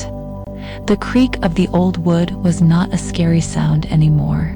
It was just the sound of Thomas's house settling for the night. She looked around the room. She imagined him sitting here, the journal in his lap, the carving knife in his hand. She imagined his fox, Russet, stepping silently through the snow outside. She felt like she was a guest in a long, quiet story, and she was grateful to be a part of it. She carefully placed the books and the carving tools back in the chest. She wrapped the unfinished bird in its cloth and laid it on top. She closed the lid, but she did not put the journal back. She placed it on the small table next to her armchair. She wanted to keep it with her. It was a companion. She sat for a long time by the fire, just holding the warm leather of the journal. The house was quiet. The wind had died down. The world outside was dark and still. She felt a deep sense of peace, a sense of belonging. She was not just a renter in a cabin in the woods. She was the next person in Thomas's chair. She was the next keeper of the fire, and she hoped that she could find the same peace that he had found here in the heart of the beautiful, quiet winter. She had a feeling she was on the right path. Chapter 5. The morning began with a strange stillness. June woke up and the air in the cabin felt heavy, thick. There was no wind. The smoke from her newly built fire rose from the chimney in a perfectly straight, thin line, as if it were drawn with a ruler against the pale gray sky. The silence was different today. It was not the peaceful silence of a calm winter day. It was a holding its breath kind of silence, a silence that comes before something happens. She had read Thomas's journal again the night before, sitting by the fire, his words a quiet companion in the dark. He had written about the signs that a big storm was coming. He wrote that the squirrels disappeared, that the birds went silent, that the sky took on a strange yellow-gray color, like an old bruise. He wrote about the air feeling heavy, like a wool blanket. June stood on the porch, a warm mug of coffee in her hands, and she looked and she listened. The squirrels, which she had sometimes seen skittering along the branches of the pine trees, were nowhere to be seen.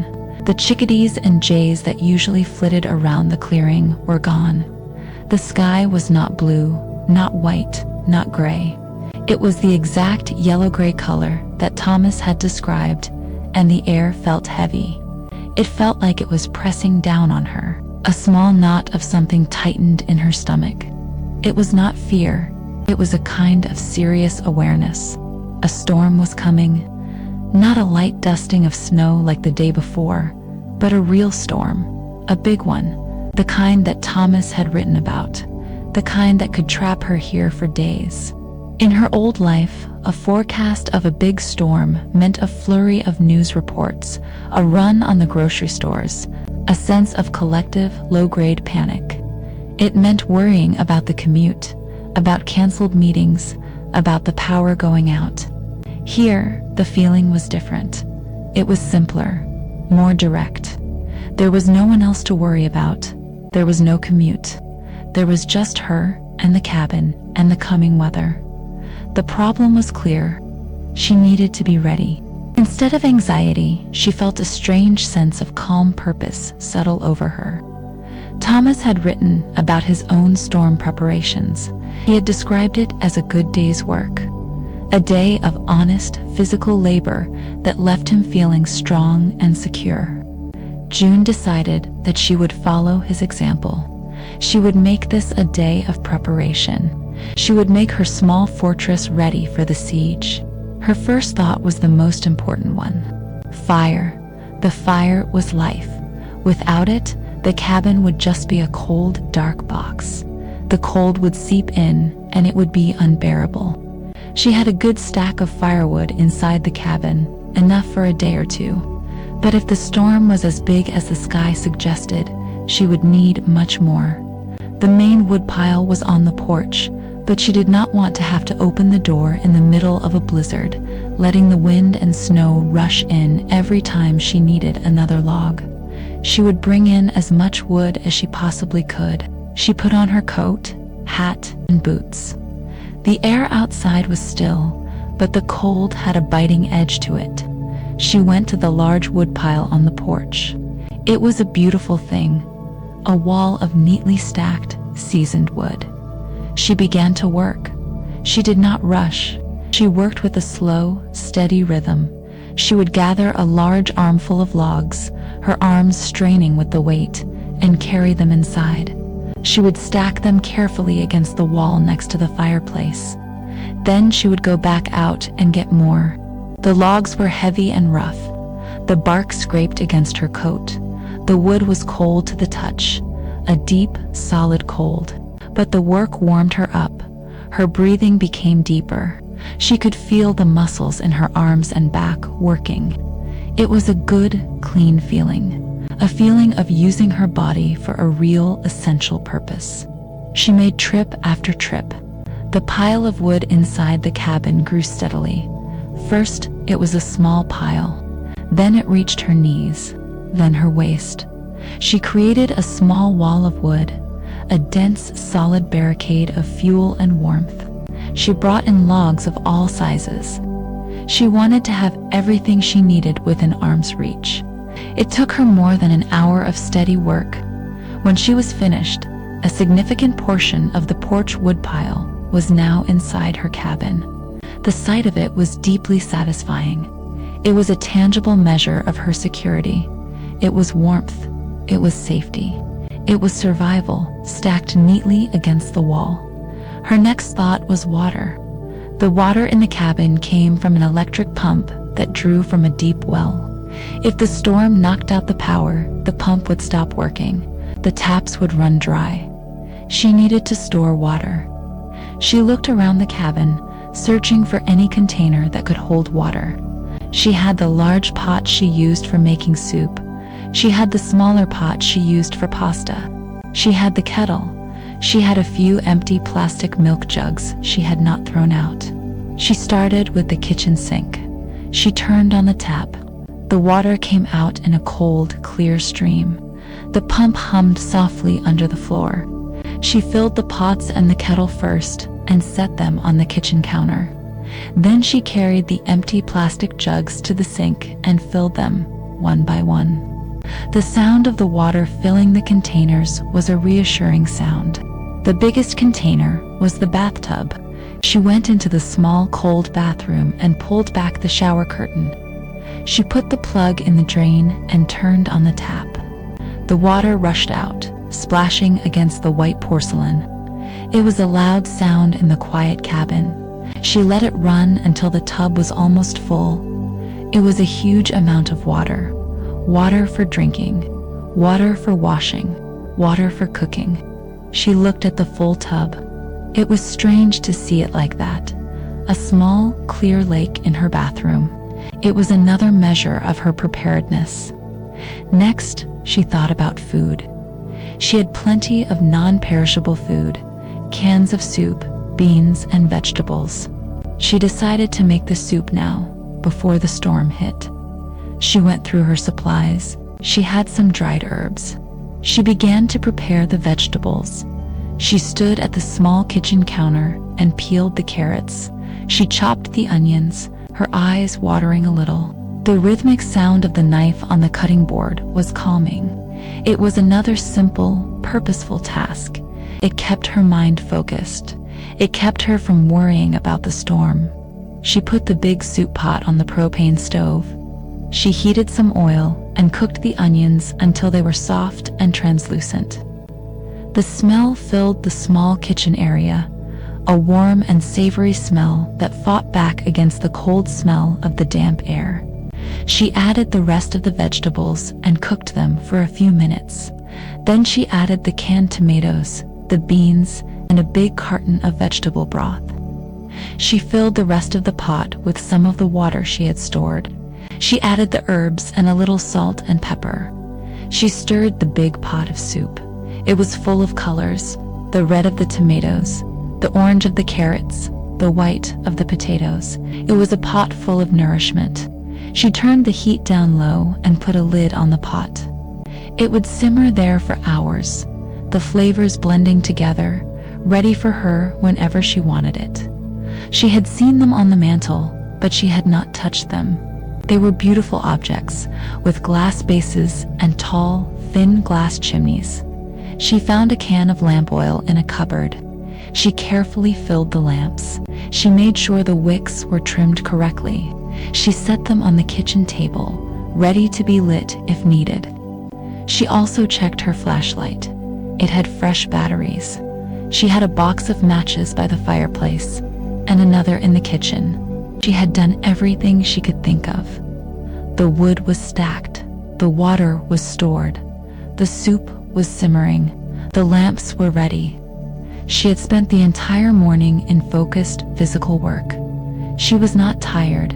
She was energized. She felt a deep sense of satisfaction, a sense of competence. She had faced the threat of the storm not with fear, but with action. She had prepared her shelter. She was ready. Whatever was coming, she would be safe. She took one last look outside. The world had changed. It was not a strong wind yet, just a restless, sighing wind that moved through the tops of the pine trees. The branches swayed back and forth. The sky was darker now, a heavy, bruised purple-gray. The air felt charged, full of a strange energy. And then she saw the first snowflake. It was not like the lazy, drifting flakes from the day before. This one was small and hard, and it flew by the window almost horizontally, pushed by the wind. Then there was another, and another. Within minutes, the air was full of them, a thick, swirling curtain of white. The storm had begun. She closed the heavy front door and slid the thick wooden bolt across it. The sound of the bolt sliding into place was a solid, final sound. She was sealed in. She went to the armchair and sat down. The fire was burning brightly. The soup was simmering on the stove, its comforting smell filling the cabin. She pulled a thick wool blanket over her legs. She was warm. She was comfortable. She was ready to watch the show. The sound of the wind began to rise. The gentle sighing became a low moan. The moan grew into a deep, steady howl. It was a wild, lonely sound. It sounded like a great animal, circling the cabin. The wind pushed against the log walls. She could feel a faint vibration through the floor. The old windows rattled in their frames. It sounded like the cabin was groaning under the pressure. The snow was no longer falling. It was being driven.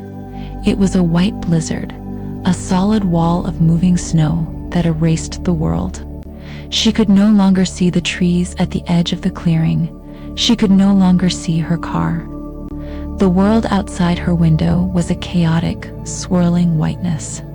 It was beautiful and terrifying at the same time. The light in the room began to fail. Even though it was only early afternoon, the sky was so dark and the snow so thick that the day turned into a premature twilight. The cabin grew dim. The only real light was the cheerful, dancing light from the fire. It threw flickering shadows on the walls and the ceiling. The soft hum of the well pump under the floor stopped. A deep silence fell inside the cabin, a silence that was instantly filled by the roaring of the wind outside. The loss of electricity cut her final thin cord to the outside world. She was completely on her own now. She did not panic. She had been expecting this. She was prepared. She stood up and went to the kitchen table. She took a match and lit the 2 oil lamps. The wicks caught fire, and a soft, warm, steady light filled the room. It was a gentle light, much softer than the electric light had been. It made the cabin feel even cozier. The warm, golden glow of the lamps mixed with the flickering orange glow of the fire. The room felt like a candlelit cave. She was in her shell, her warm, safe shell in the middle of a wild, roaring world. The storm was no longer a threat. She sat back down in her chair and pulled the blanket up to her chin. She listened to the symphony of the storm, the deep howl of the wind, the rattle of the windows, the steady, soft roar of the snow hitting the roof and the sides of the cabin. After a while, she felt hungry. She went to the stove. The propane stove did not need electricity. She also cut a thick slice of bread from a loaf she had. She ate her dinner sitting on the floor by the fire, her back against the armchair. The soup was delicious. It was the most peaceful meal she had ever eaten. When she was finished, she did not feel like reading one of the novels she had brought. She wanted to read something that belonged to this world. She reached for Thomas's journal. She opened it carefully in the lamplight. She flipped through the pages, looking for a specific entry, the one he had written about the big snowstorm. She found it. February 10th. The big one has arrived. The sky gave all the warnings. I have spent the day getting ready. The woodshed is now half empty, and the cabin is half full of wood. The bathtub is a small lake. A great pot of bean soup is on the stove. I feel like a squirrel who has filled his nest with nuts. I feel rich. Now the wind is howling like a pack of wolves. I have bolted the door. My little ship is ready for the sea of snow. Some people would be afraid, I suppose, to be so alone, so cut off. But I do not feel alone. The storm is a companion. It is a loud and wild friend. It reminds me that the world is big and powerful, and I am small. There is a comfort in that. It is a relief to be small and quiet in my warm little boat while the great ocean rages outside. I will read by the fire. I will be safe. June finished reading the entry. A smile touched her lips. A squirrel in his nest. A ship on the sea. That was exactly how she felt. Thomas understood. He had felt this same profound sense of safety and peace in the heart of the storm. Reading his words, she felt like he was sitting there in the room with her, a quiet presence in the chair opposite her. They were two people, separated by 30 years, sharing the same experience in the same small cabin.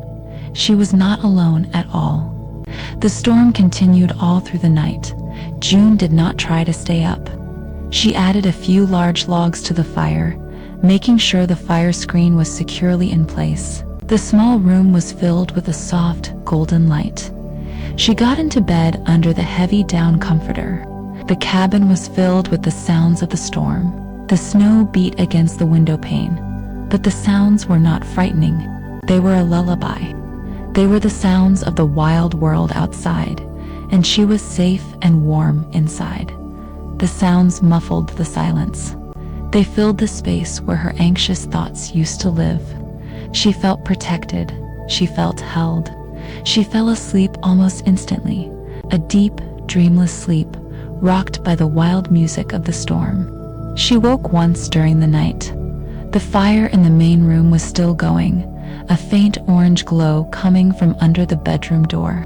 The wind was still howling, but it sounded less angry now, more like a long, sad moan. She was warm and comfortable. When she woke again, it was morning. She knew it was morning because the light in the room had changed. It was still dim, but it was the soft, gray light of dawn. The rattling of the windows had ceased. The storm was over. A profound, deep silence had settled over the valley. It was a silence she had never experienced before. It was a silence that was complete. It felt like the whole world was buried under a thick blanket of soundproofing. She got out of bed. The floor was cold, but the cabin was still remarkably warm, and she gasped. The world was gone. It had been replaced by a new one, a world of pure, perfect white. There were no shapes, just an endless, rolling landscape of snow. The world had been completely remade. It had been washed clean, and she had been safe in her little wooden boat, right in the heart of it all. Chapter 6. A World Made New. June stood before the window for a long time, just looking. The snow that was pressed against the window pane was a beautiful, complex thing. She could see the individual crystals, the tiny, perfect, six-sided shapes, all fused together into a solid white wall. It felt like she was inside a cloud. Her first feeling was a sense of awe. The sheer amount of snow was hard to comprehend.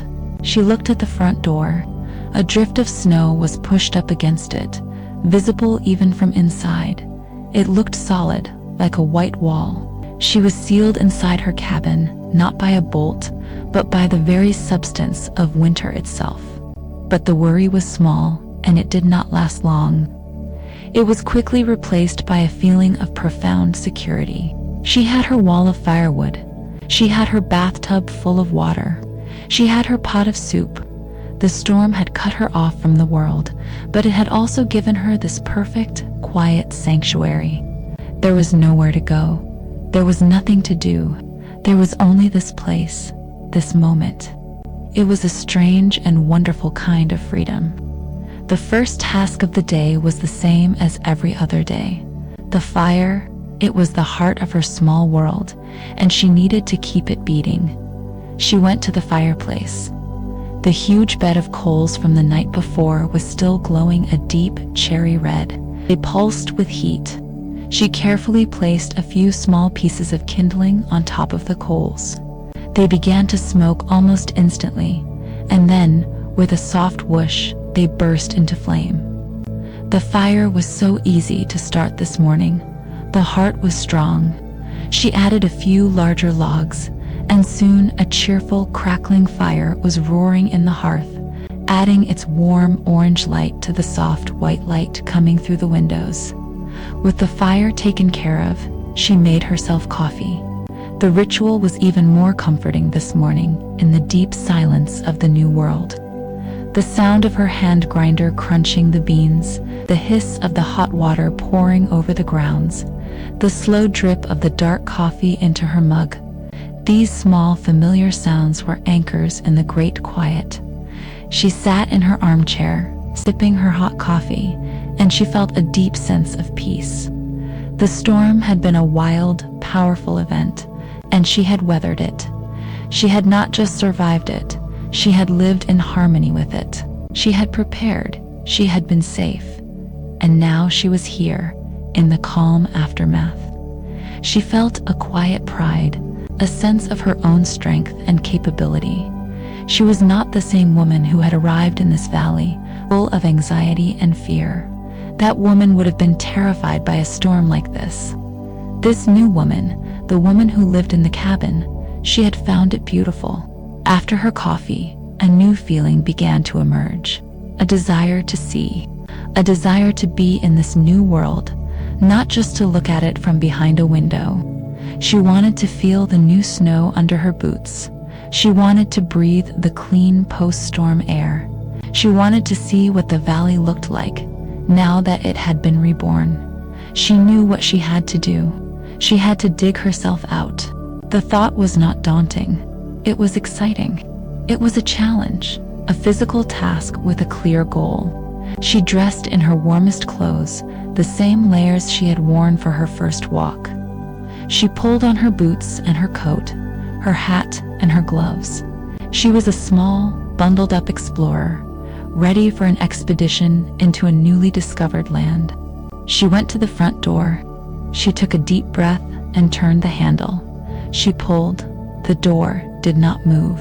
It was blocked from the outside. She pushed. It moved a tiny fraction of an inch and then stopped, blocked by the heavy, solid weight of the snowdrift. She was truly sealed in. For a moment, a flicker of the old city panic touched her, the feeling of being trapped, but it passed as quickly as it came. This was not a trap. This was a puzzle, and she had the tools to solve it. By the door, there was a large, sturdy snow shovel. It was another one of the practical, essential tools the owner had left. It had a wide metal blade and a long wooden handle. It was a serious shovel, built for moving serious amounts of snow. The problem was, the shovel was inside with her. She could not get outside to shovel the snow away from the door. She had to think. How could she move the snow from the inside? Then she remembered the back door. There was a second door in the small kitchen area. It was a smaller, simpler door. She had not used it at all. It led out to the back of the cabin. Maybe the snow was not as deep there. Maybe the wind had blown it in a different direction. She went to the back door. It was a plain wooden door with a simple latch. She lifted the latch and pulled. The door opened inwards. A shower of fine, powdery snow fell onto the kitchen floor. But the door opened. There was snow outside, a lot of it, but it was not a solid drift like at the front. She stepped out into the new world. The cold was intense, a deep, biting cold, but the air was incredibly still and clean. The silence was absolute. She was standing in snow up to her thighs. She looked around. The world was stunningly beautiful. The sun had come out. It was a brilliant, clear sun in a perfect, pale blue sky. The light it cast on the fresh snow was almost blinding. The entire world glittered and sparkled as if it were covered in diamonds. Every surface was smooth and perfect. Every branch of every tree was laden with a thick, impossibly white layer of snow. It was a world of breathtaking, pristine beauty. She felt a sense of wonder so deep, it was almost overwhelming. It was like being the first person to ever see this place. The world felt brand new, and she felt like she was seeing it for the first time. But she had work to do. She had to free her front door. She began to shovel. The snow was light and powdery, but there was so much of it. She pushed the shovel deep into the drift that was blocking the front door. She lifted a heavy scoop of white. It was surprisingly heavy. She threw it to the side, into the deep snow of the clearing. A cloud of fine, glittering snow dust flew through the air. She worked with a steady rhythm, plunged the shovel in, lift, turn, throw, plunge, lift, turn, throw. It was hard physical work. Her arms and back began to ache. Her breath came in short, white puffs in the cold air. Sweat began to trickle down her back, even in the freezing temperatures. But the work was good. It was satisfying. With every scoop of snow she threw away, she was carving a path. She was creating a space. She was reclaiming her connection to the world. She did not just clear a narrow path. She pushed the snow off the sides, creating high white walls on either side of her new walkway. It was like digging a trench. It took her more than an hour of continuous hard work. When she was finally finished, she was exhausted, but she was also exhilarated. She stood back and looked at her work. It was a symbol of her effort. She went to the front door and pushed it open. It swung open easily now, into the clean space she had created. She felt alive. She made herself a cup of hot tea and sat in her chair by the fire, letting the warmth soak into her tired muscles. She could see the world clearly now, through the path she had dug. She could see the glittering snow, the blue sky, snow-laden trees, and leading from the door was her path, her mark on this new world.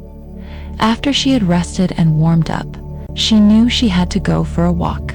She had to explore this remade landscape. She put her warm clothes back on. She packed her small bag again with the thermos of tea and the chocolate. She was not just going for a walk around the clearing this time. She wanted to go further. She wanted to go to the creek. She wanted to see what it looked like after the great storm. She stepped out of her front door into her newly cleared path. She walked down the steps and into the deep snow. The walking was difficult. The snow was now waist deep in some places. Every step was an effort. She had to lift her legs high and plunge them down, creating a deep hole with each step. It was slow going, but she did not mind. The slowness made her pay attention. It made her see everything. The world was so bright, it hurt her eyes. She wished she had brought sunglasses. The surface of the snow was not completely flat. The wind had sculpted it into gentle waves and ripples, like a frozen white ocean. The shadows cast by the trees were a deep, vibrant blue. The contrast between the brilliant white and the deep blue was incredibly beautiful. There were no tracks to follow now. The fox tracks, the deer tracks, her own old footprints, they were all buried deep under the new snow. It was a fresh start for everyone. As she walked, she noticed small things. She saw where the wind had scoured the snow away from the base of a large pine tree, creating a deep, hollow space, a kind of snow cave. She saw where a heavy clump of snow had fallen from a high branch, leaving a star-shaped crater in the perfect surface below. She saw the delicate, feathery patterns of frost that had formed on the tips of some of the pine needles. The world was full of these small, perfect details. It took her a long time to reach the edge of the woods. When she did, she stopped to catch her breath. She drank some of her hot tea. It warmed her from the inside. She looked back at the cabin. It looked small and dark against the vast, brilliant white of the clearing. The thin line of smoke from its chimney was the only sign of movement in the whole landscape. It was her anchor, her safe harbor. She turned and entered the woods. The world changed instantly. The light became softer, more subdued. The deep silence became even deeper. The thick snow on the branches of the trees acted like soundproofing, absorbing every tiny noise. The air was completely still. Walking was a little easier here. The snow was not quite as deep. The trees had sheltered the ground. She made her way towards the place where she remembered the creek being. She followed the gentle downward slope of the land. When she reached the grove of white birch trees, she saw it. The creek was completely gone. It was buried. There was no sign of it at all. The place where the open water and the beautiful ice patterns had been was now just a smooth, unbroken blanket of white snow. The ice vein, as Thomas had called it, was completely hidden. She felt a small pang of disappointment. She had wanted to see it again, but then she realized something. The creek was not gone. It was just sleeping. It was still there, underneath all that snow and ice, flowing silently in the darkness. It was a secret that the valley was keeping, and she was one of the few people who knew it was there. The thought made her smile. She stood in the silent birch grove for a long time. It was a place of profound peace. The white bark of the trees, the white snow on the ground, the soft white light filtering through the branches, it was a world of white on white. She decided to sit for a while.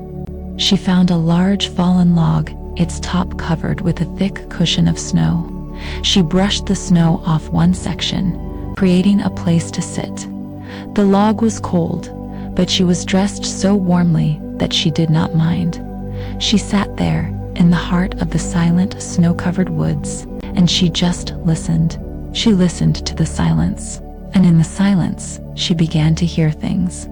She heard the soft, almost inaudible whisper of a tiny breeze in the very tops of the highest pine trees.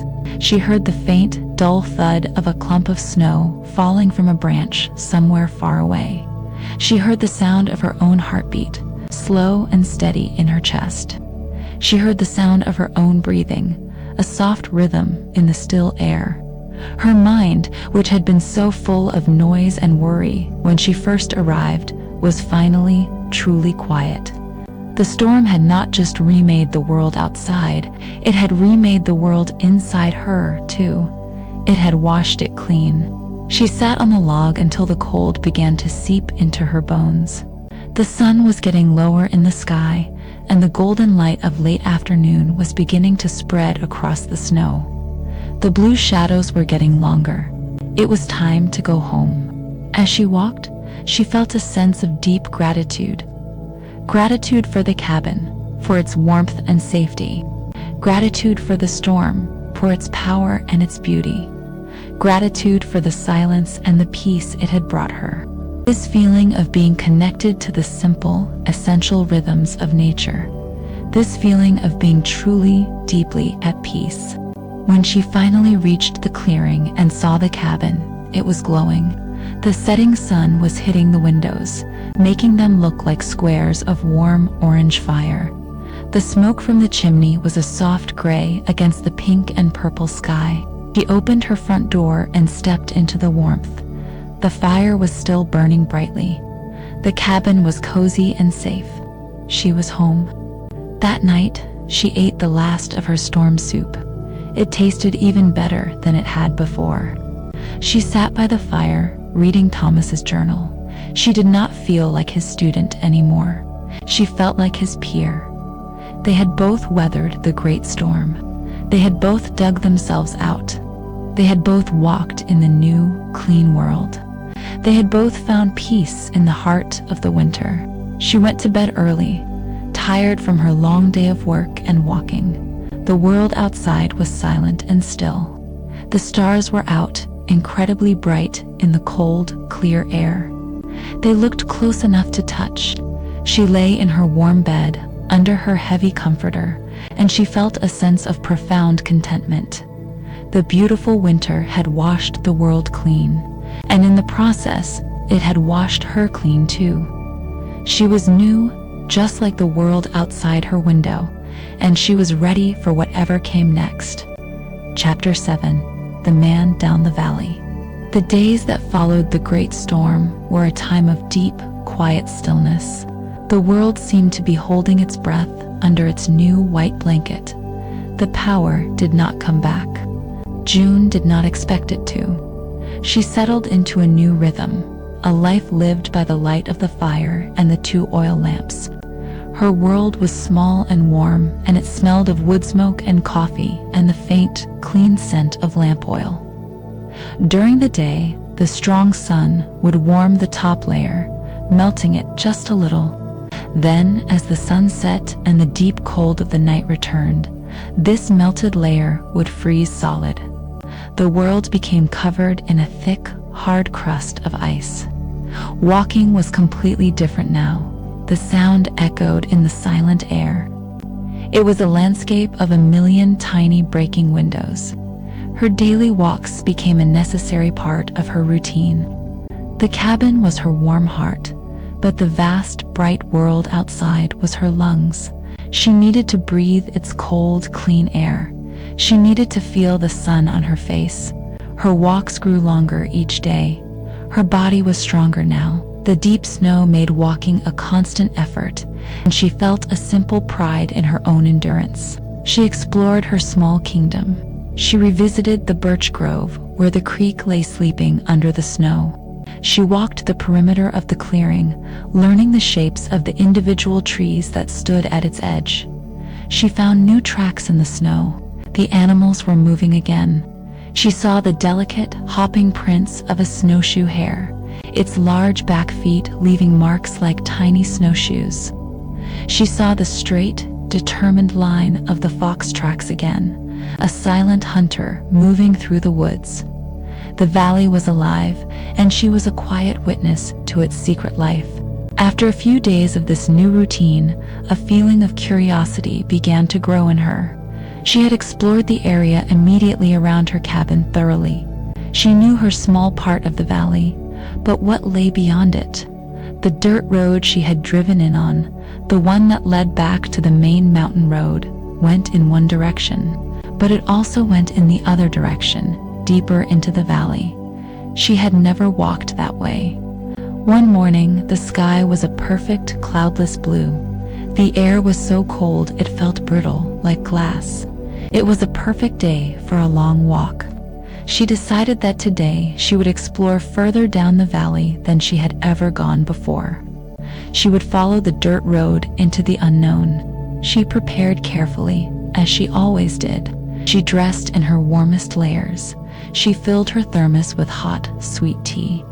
She put 2 pieces of chocolate in her pocket and a thick slice of bread with cheese, wrapped in wax paper. It felt like she was packing for a real journey. In a way, she was. She set out from the cabin. She walked down her hand-shoveled path and onto the dirt road. The road was a long white ribbon winding through the tall pine trees. The snow on the road was deep and untracked. The walking was slow and steady. Crack, sink, crack, sink. The sound of her boots breaking through the ice crust was the only sound in the world. The sun was bright, and the shadows of the tall pine trees were long and dark blue across the white snow. The air was so still that she could see her own breath hanging in front of her face. She walked for a long time. The cabin disappeared behind a bend in the road. She was alone in the woods, but the feeling was not one of fear. It was a feeling of peaceful solitude. The tall trees were her silent companions. The road began to climb. The valley was not flat. It was a series of rolling hills and gentle slopes. She walked up a long, slow incline. The effort made her heart beat faster. Her home was still there, waiting for her. She turned and looked forward, down into the next part of the valley. The view was new. She could see for a long way. The valley floor sloped down in front of her, a wide expanse of white snow and dark trees. And then she saw it. Far away, maybe a mile or two down the valley, she saw another plume of smoke. It was very thin, a faint gray line against the dark green of the distant trees.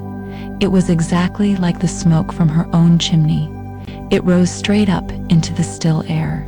It was a sign of another fire, a sign of another cabin, a sign of another person. She stood completely still on the ridge, staring at the distant smoke. A strange mix of feelings washed over her. The first was surprise, a pure, simple shock. She had felt so completely alone in this world. Her solitude had been absolute. She had believed she was the only human being for miles and miles. But she was wrong. There was someone else here, someone else living this same quiet winter life. The second feeling was a strange kind of disappointment. But that feeling was small and selfish, and it passed quickly. It was replaced by a wave of simple human curiosity. Who was it? An old man? A young woman? Someone like her, seeking refuge from the noisy world? Or someone who had lived here their whole life, a true native of the valley? She did not feel any fear.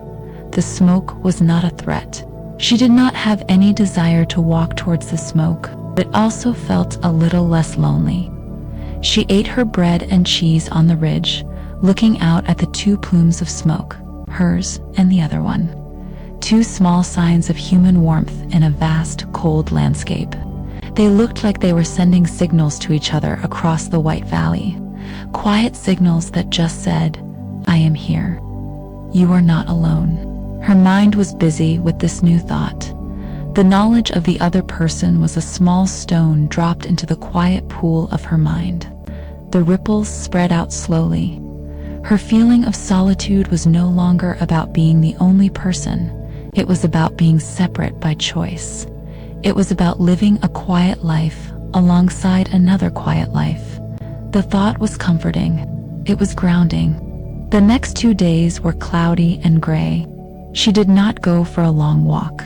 She stayed close to the cabin, doing her simple chores. She split some of the larger logs into smaller pieces, a task that was hard work but left her feeling satisfied and strong. She read Thomas's journal. She tidied the cabin. But all the while, the thought of the other person was in the back of her mind. She would look out the window, down the valley, but she could not see the smoke from her low vantage point. Still, she knew it was there. On the third day after her discovery, the sun returned. The world was bright and glittering again. She felt the pull to go for a walk. She did not plan to go far.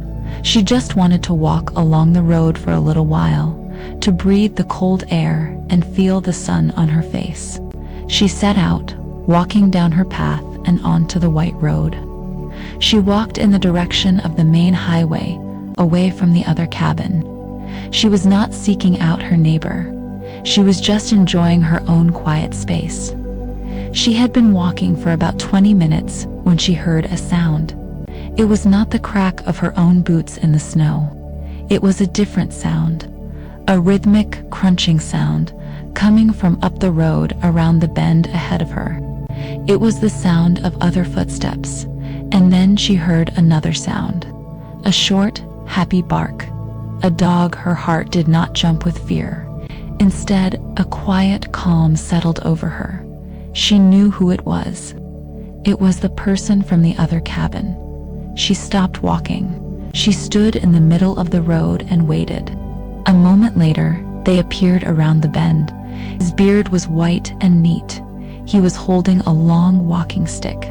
The dog was an old golden retriever. Its fur was the color of pale honey, and its face was white with age. It walked with a slow, steady gait, its tail wagging gently. June stood still as they approached. It gave another happy bark and trotted towards her, its tail wagging more enthusiastically now.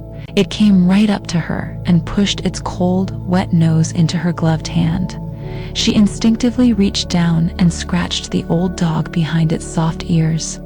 The dog leaned against her leg and closed its eyes in contentment. The old man watched this for a moment, a small, gentle smile on his face. Then he walked slowly towards her. "Good morning," June said. Her own voice sounded strange to her. She had not spoken out loud to another person in weeks. "You're the one in Thomas's old place," he said. It was a statement, not a question. "Yes," she said. "I'm renting it for the winter." "Figured," he said. He nodded his head slowly. "I'm Arthur, the man who left the key in the door. The man who stacked the wood and left the oil lamps on the mantel." She felt a wave of gratitude towards him. "It's a wonderful cabin," she said. "Thank you." He just nodded again. "Saw you made it through the storm all right." "Yes, it was quite a storm. Big one," he agreed. It was a comfortable, country silence. The only sounds were the soft whisper of the wind in the treetops and the happy, panting sound of the old dog. "You found the journal then?" Arthur said. Again, it was a statement, not a question. "Yes," June said, surprised. "I did, in the chest." "Thomas always left it there," Arthur said. He knew it better than anyone, knew all the animals, said it washed him clean every winter. Arthur looked back at her. "Looks like it's doing the same for you." June did not know what to say. He saw it. This quiet old man had looked at her and seen the change in her. "Well," he said, shifting his weight, "Gus and I have to keep moving. Old bones get cold if you stand still too long." He gave a small, kind smile. "You need anything, you just walk on down. But I figure you've got everything you need right where you are."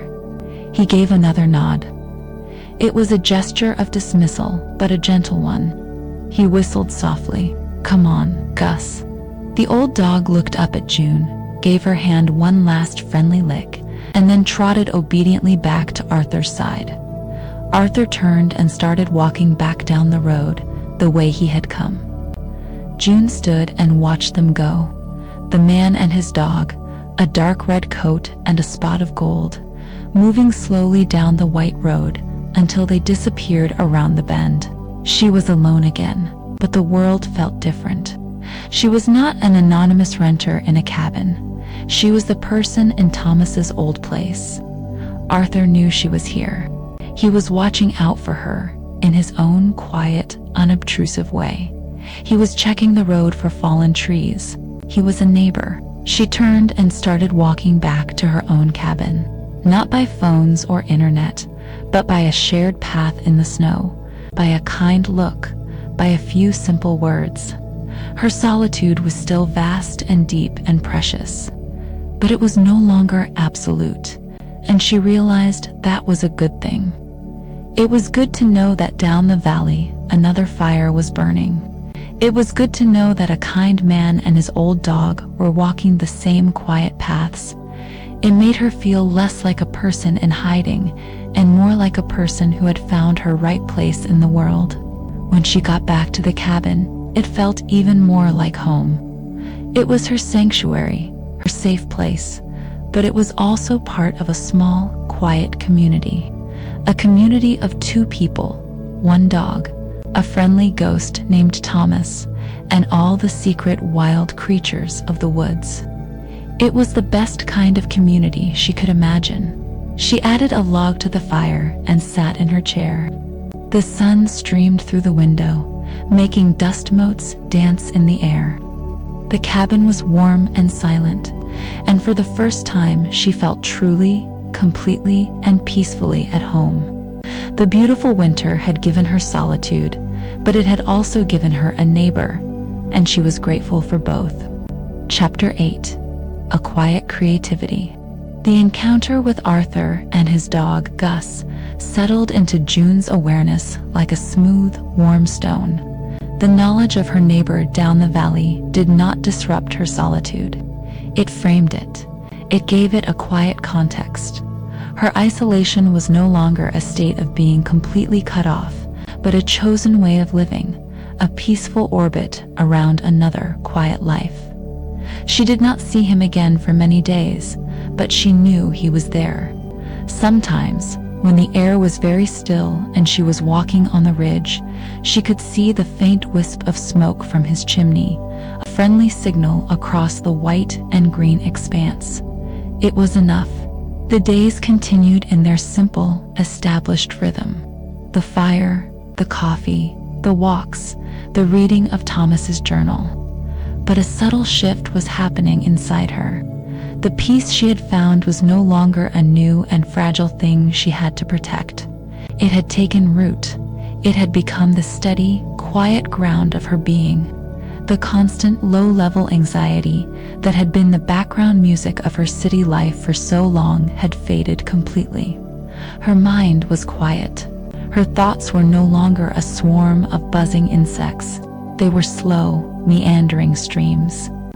With this newfound inner quiet, a new feeling began to surface.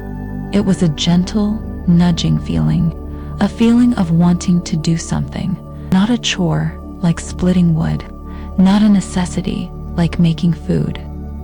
It was a desire to make something, to create something. In her city life, her creativity had been channeled into her work.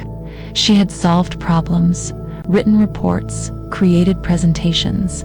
It was a creativity bound by deadlines and expectations. It was about producing a result for someone else. The idea of creating something just for herself, for the simple joy of the act itself, was a foreign concept.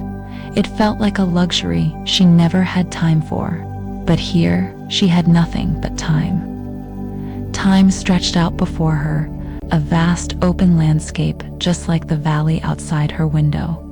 The desire to fill a small part of that time with an act of creation grew stronger each day. She remembered what she had packed in the bottom of her big bag, things she had thrown in at the last minute, almost as an afterthought. She had bought a sketchbook, a simple one, with a plain black cover and thick, rough paper. She had also brought a small tin box of charcoal pencils and sticks. She had bought them years ago, during a brief period when she thought she might take a drawing class, but she never did. Life got in the way. The sketchbook and the charcoal had remained in a drawer, unused. One gray afternoon, when the clouds were low and the world outside was soft and shadowless, she decided it was time. She retrieved the sketchbook and the charcoal from her bag. They felt strange in her hands, unfamiliar tools. The sketchbook was pristine, its pages a perfect, intimidating white. The charcoal sticks were sharp and black. She sat in her armchair by the fire. The blank page of the sketchbook stared up at her.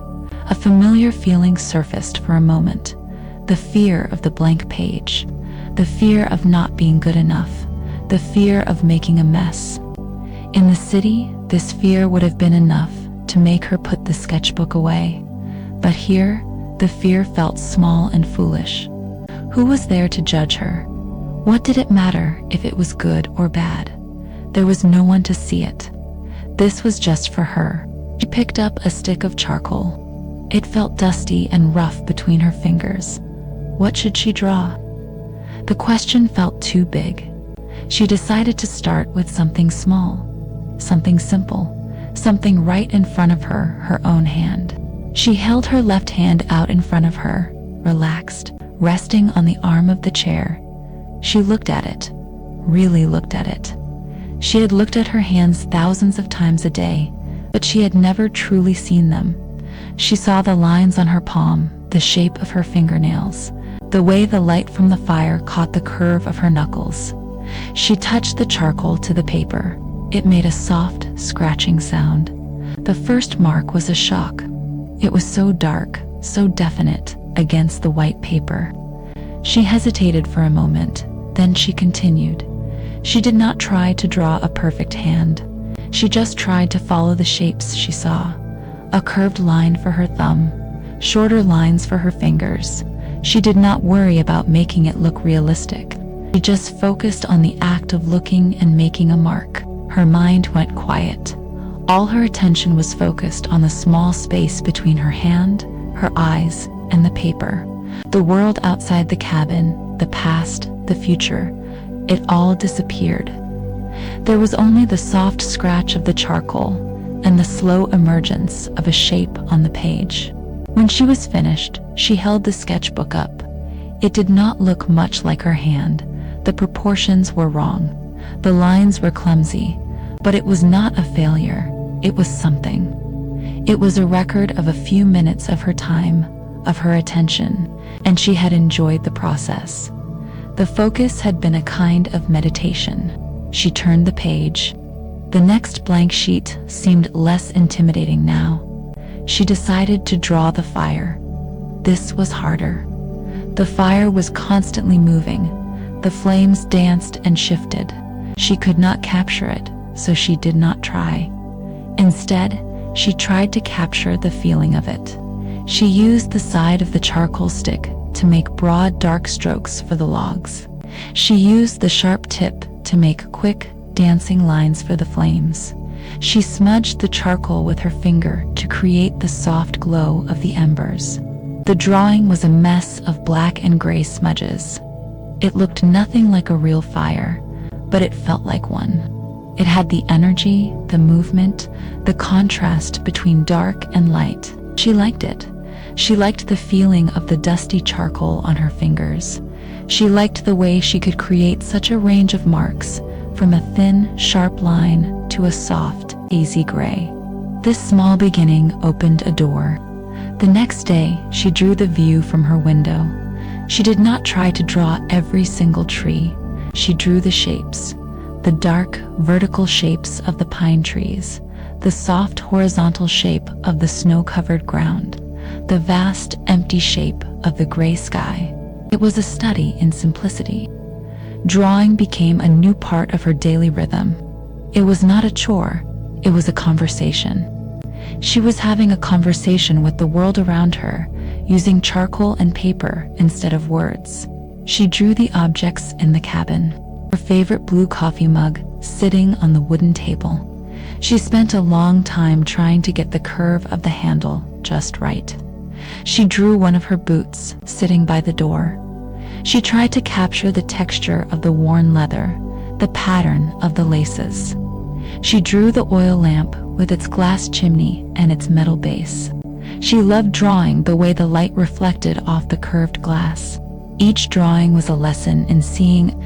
To draw something, you had to look at it with a kind of intensity that was new to her. You had to notice the small details, the way a shadow falls, the way one shape meets another, the texture of a surface. The world, which she had already thought was beautiful, became even more so. It was full of an infinite number of interesting shapes and lines and textures. One afternoon, she took her sketchbook and charcoal with her on her walk. She went to the birch grove. The creek was still hidden under the snow. She found her sitting log and brushed the snow off. She sat in the deep, silent woods and she drew the birch trees. She loved their pale, papery bark. It was not just white. It was full of subtle shades of gray and yellow. It had dark, horizontal lines that looked like stitches. She tried to capture this in her drawing. She used the white of the paper as the main color of the bark and just added the thin, dark lines and the soft gray shadows. The drawing was mostly empty space, but it felt full. It felt like the silence of the woods.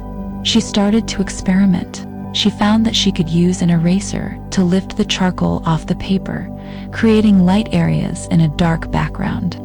She drew the night sky, covering the whole page in dark charcoal, and then using the eraser to make the small, bright points of the stars. She drew the moon. She also drew from her imagination. She tried to draw the fox she had never seen, just from the memory of its tracks. She drew it as a quick, sly shape, half hidden behind a tree. She tried to draw the feeling of the great storm, a swirling vortex of black and gray lines. She filled page after page of the sketchbook. Most of the drawings were not very good in a technical sense. They were clumsy and amateurish, but that did not matter. She was not trying to become a great artist. She was not creating a product. She was engaging in a process. The process of looking, of paying attention, of responding. The act of drawing changed her relationship with time. In the city, time was something to be managed, to be filled, to be fought against. An hour was a series of minutes that had to be accounted for. Here, when she was drawing, time disappeared. She would sit down to make a quick sketch, and when she looked up, an hour had passed. It was a complete immersion, a state of flow that she had only ever read about. Her mind was so focused on the simple task at hand that all other thoughts, all other worries, simply fell away. One day, she decided to try to finish Thomas's carving. The small, unfinished bird sat on the mantel, a constant, quiet presence. It felt like a question that had been left unanswered for 30 years. She took the wood carving tools out of the chest. The small knives felt good in her hand. The wooden handles were smooth and worn, shaped by Thomas's own grip. She took the small, unfinished bird. It was a block of pale wood, maybe pine. The head and body were roughly shaped. The wings were just thick, square blocks on the sides. She sat by the fire, just like she imagined he had done. She held the bird in one hand and one of the small knives in the other. She had no idea what she was doing. She just started to cut. She shaved off a thin sliver of wood from one of the wings. The wood curled away from the blade. It smelled clean and resinous. She cut another sliver and another. It was a slow, careful process. She was not trying to force the shape. She was just removing small pieces, seeing what was left. It was the opposite of drawing. In drawing, you added marks to a blank page. In carving, you took away material to find the shape that was hidden inside. She worked on the bird for days, a little bit each afternoon. She rounded the wings. She thinned the tail. She gave the head a more definite shape. She was clumsy. A few times, the knife slipped and she cut too deep. She made mistakes, but she did not get frustrated. She just worked with the mistakes, changing her plans slightly. The bird was not going to be a perfect bird. It was going to be her bird, their bird. A collaboration between her and Thomas across the decades. As she carved, she thought about him. She felt a deep connection to him. He had held these same tools. He had looked at this same piece of wood. She was completing a task he had started. It felt like a way of honoring him, of continuing his quiet legacy in this cabin. Finally, she decided it was finished. The bird was small and simple. It was not a realistic carving of any specific kind of bird. It was just a bird shape, but it was smooth and pleasant to hold in her hand. The wood felt warm and alive. She had sanded it with a piece of sandpaper she found in a drawer, making it soft to the touch. She had done it. She had finished it. She had taken something that was incomplete and she had made it whole. The feeling of satisfaction was deep and quiet. It was a satisfaction that came from her own effort, her own patience. She placed the finished bird back on the mantel, next to Thomas's journal. It looked like it belonged there. It was a small, solid thing in a world of snow and wind and fire. It was a small piece of quiet creativity, a small testament to the slow, peaceful days she was living. The sketchbook was almost full now. The pages were covered in black and gray marks. They were a record of her winter, a record of what she had seen and what she had felt.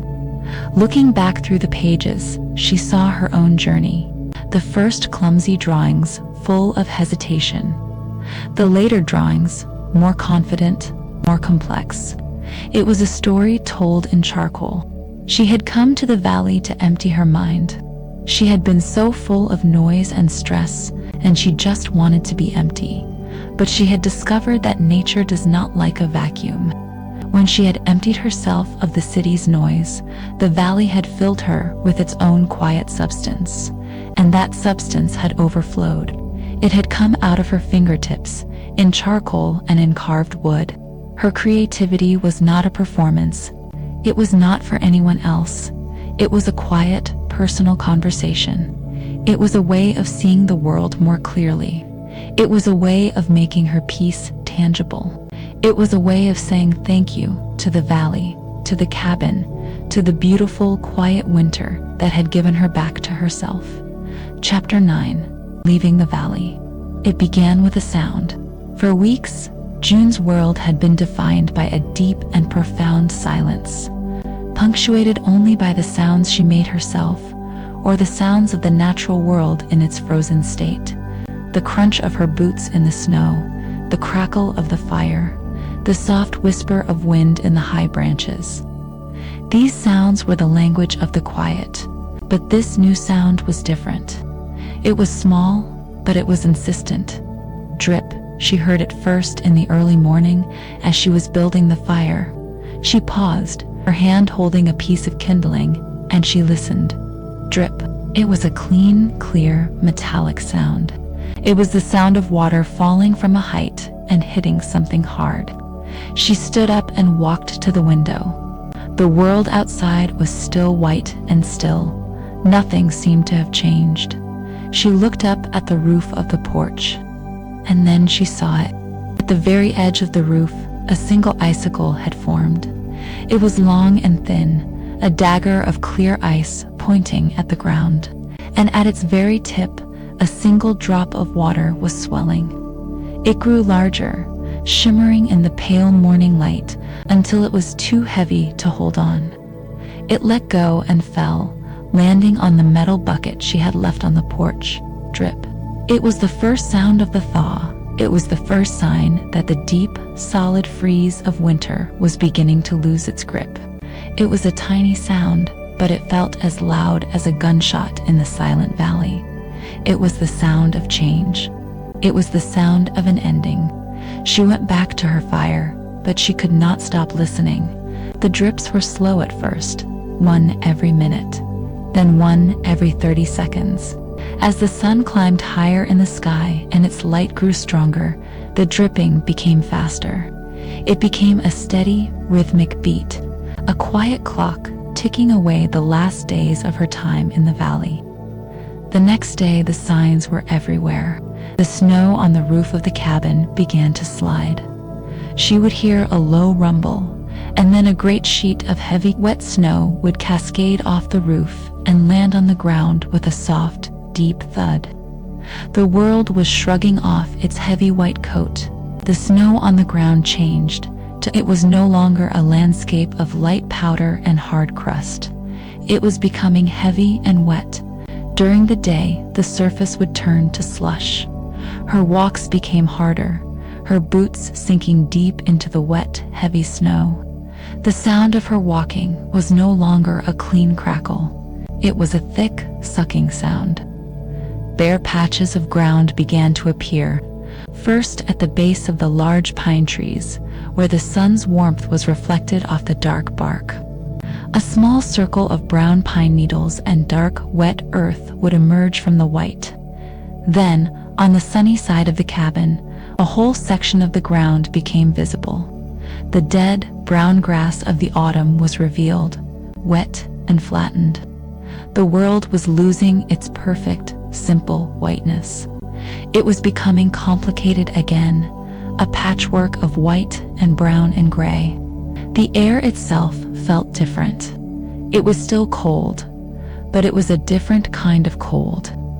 It was a damp, heavy cold, not the dry, sharp cold of deep winter, and it carried new smells. The clean, sterile smell of the frozen world was being replaced by the rich, earthy smell of damp soil, of melting snow, of decay and new life all mixed together. It was the smell of the world waking up. June knew what these signs meant. Her time was coming to an end. The agreement she had made was to rent the cabin for the winter, and the winter was ending. Soon, the dirt road would turn to thick mud. Then it would dry, and the world of cars and people would be able to reach this valley again. Her perfect isolation was temporary. She had always known this. She felt no anxiety. The thought of leaving, of returning to the city, did not bring the old familiar tightness to her chest. Instead, she felt a deep, quiet sadness. It was the kind of sadness you feel when you are finishing a very good book. You want to know how it ends, but you are also sad to leave the world you have been living in. You want to stay with the characters forever. The cabin, the valley, the fire, the ghost of Thomas Dees had been her companions, and she would have to say goodbye to them. But underneath the sadness, there was another feeling. A feeling of strength, a feeling of deep, quiet calm. The valley had done its work. It had not solved all her problems. It had not given her a new life, but it had given her back to herself. She had arrived as a collection of anxieties and obligations. She would leave as a single, whole person. She was quiet inside. She was strong. She was ready. She decided to spend her last few days not in sadness, but in gratitude. She would treat each day as a gift. She would say a slow, proper goodbye to the place that had healed her. She would spend her time memorizing the feeling of this place so she could carry it with her when she left. She decided to take one last long walk, a pilgrimage to the creek. She wanted to see it one last time.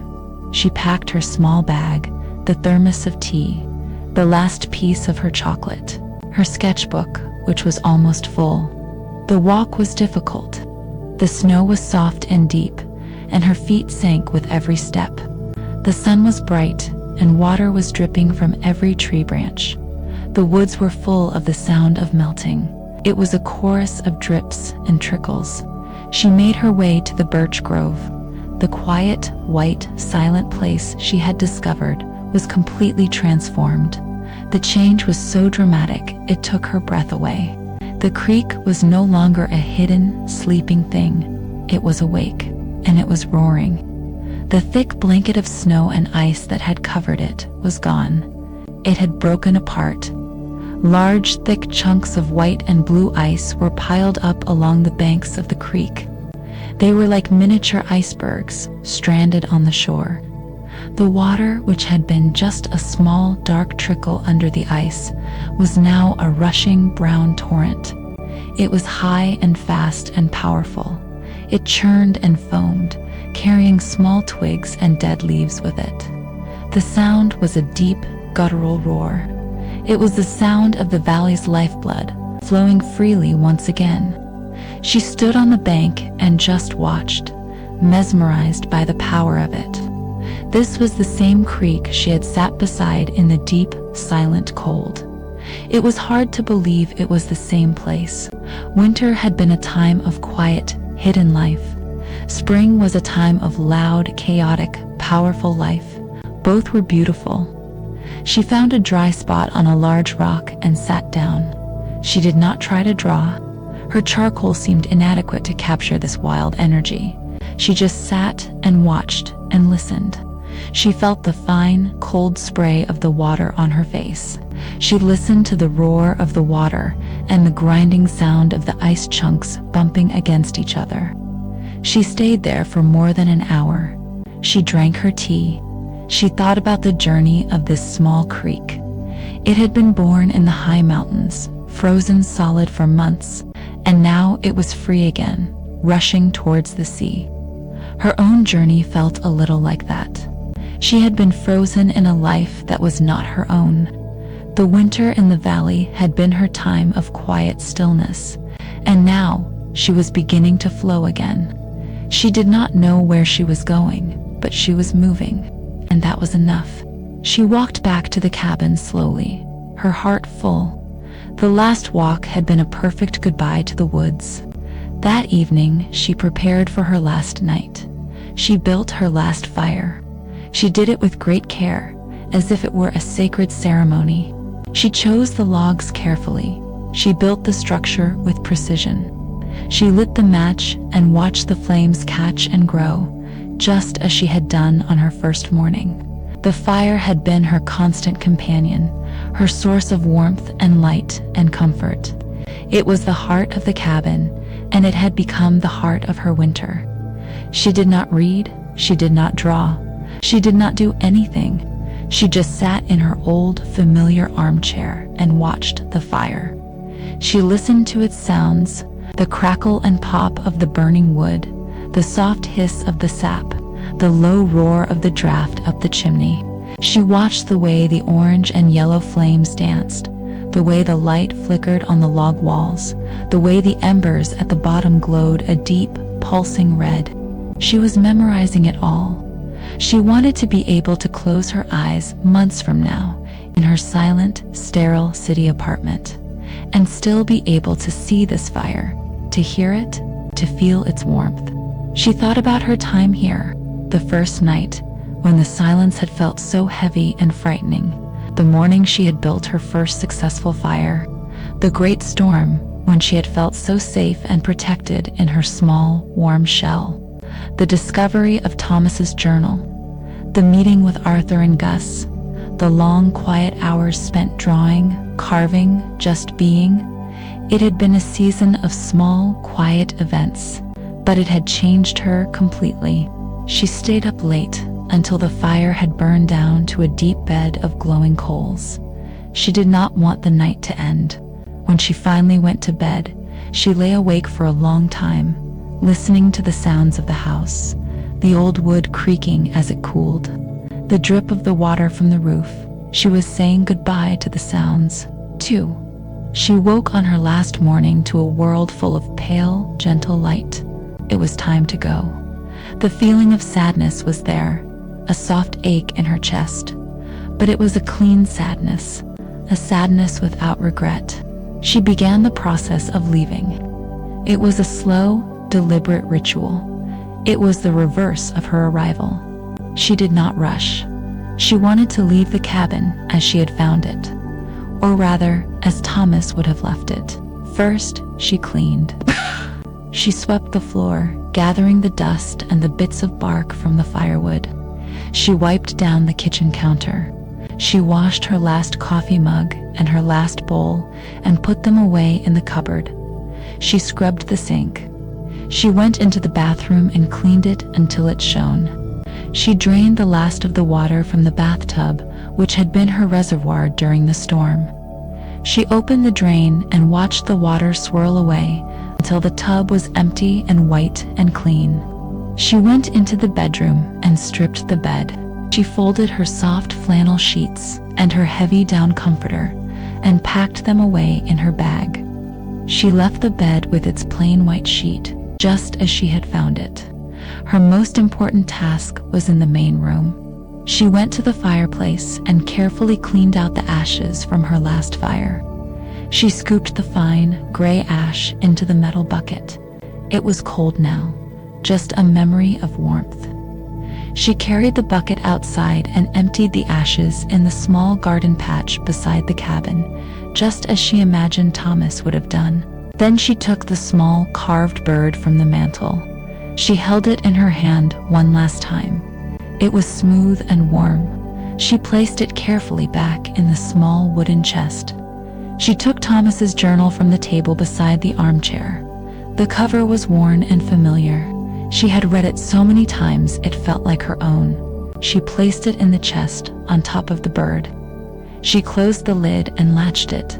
She carried the chest back to the bedroom and placed it in the back of the bottom drawer of the dresser, where she had found it. It was a secret, waiting for the next quiet visitor. The cabin was clean now. It was empty of her presence. It was back to being a simple, quiet space, waiting for its next story. Now it was time to pack her own things. It did not take long. She had so few possessions here. She packed her clothes. At the bottom of her bag were the city clothes she had arrived with. The blazer, the silk shirt. They felt like a costume for a play she was no longer in. She packed her books, and last, she packed her sketchbook. She held it for a moment. The cover was smudged with charcoal. The pages were full. It was the one thing she had created. It was the story of her winter. She placed it carefully on top of her clothes. She carried her single bag out to her car. The car was still covered in a layer of old, dirty snow. It looked like a strange, hibernating beast. She unlocked it and put her bag in the back seat. The inside of the car smelled stale and plastic. It felt like a foreign country. She went back inside the cabin for one last look. She stood in the doorway and looked around the clean, empty room. The fire was out. The chairs were empty. The cabin was silent. It looked just as it had when she first arrived, a dark, cold evening months ago. But it was not the same. It was full of memories. It was full of peace. She whispered a single word into the quiet room. "Thank you." She closed the heavy door behind her. The click of the latch was a sound of finality. She did not lock it.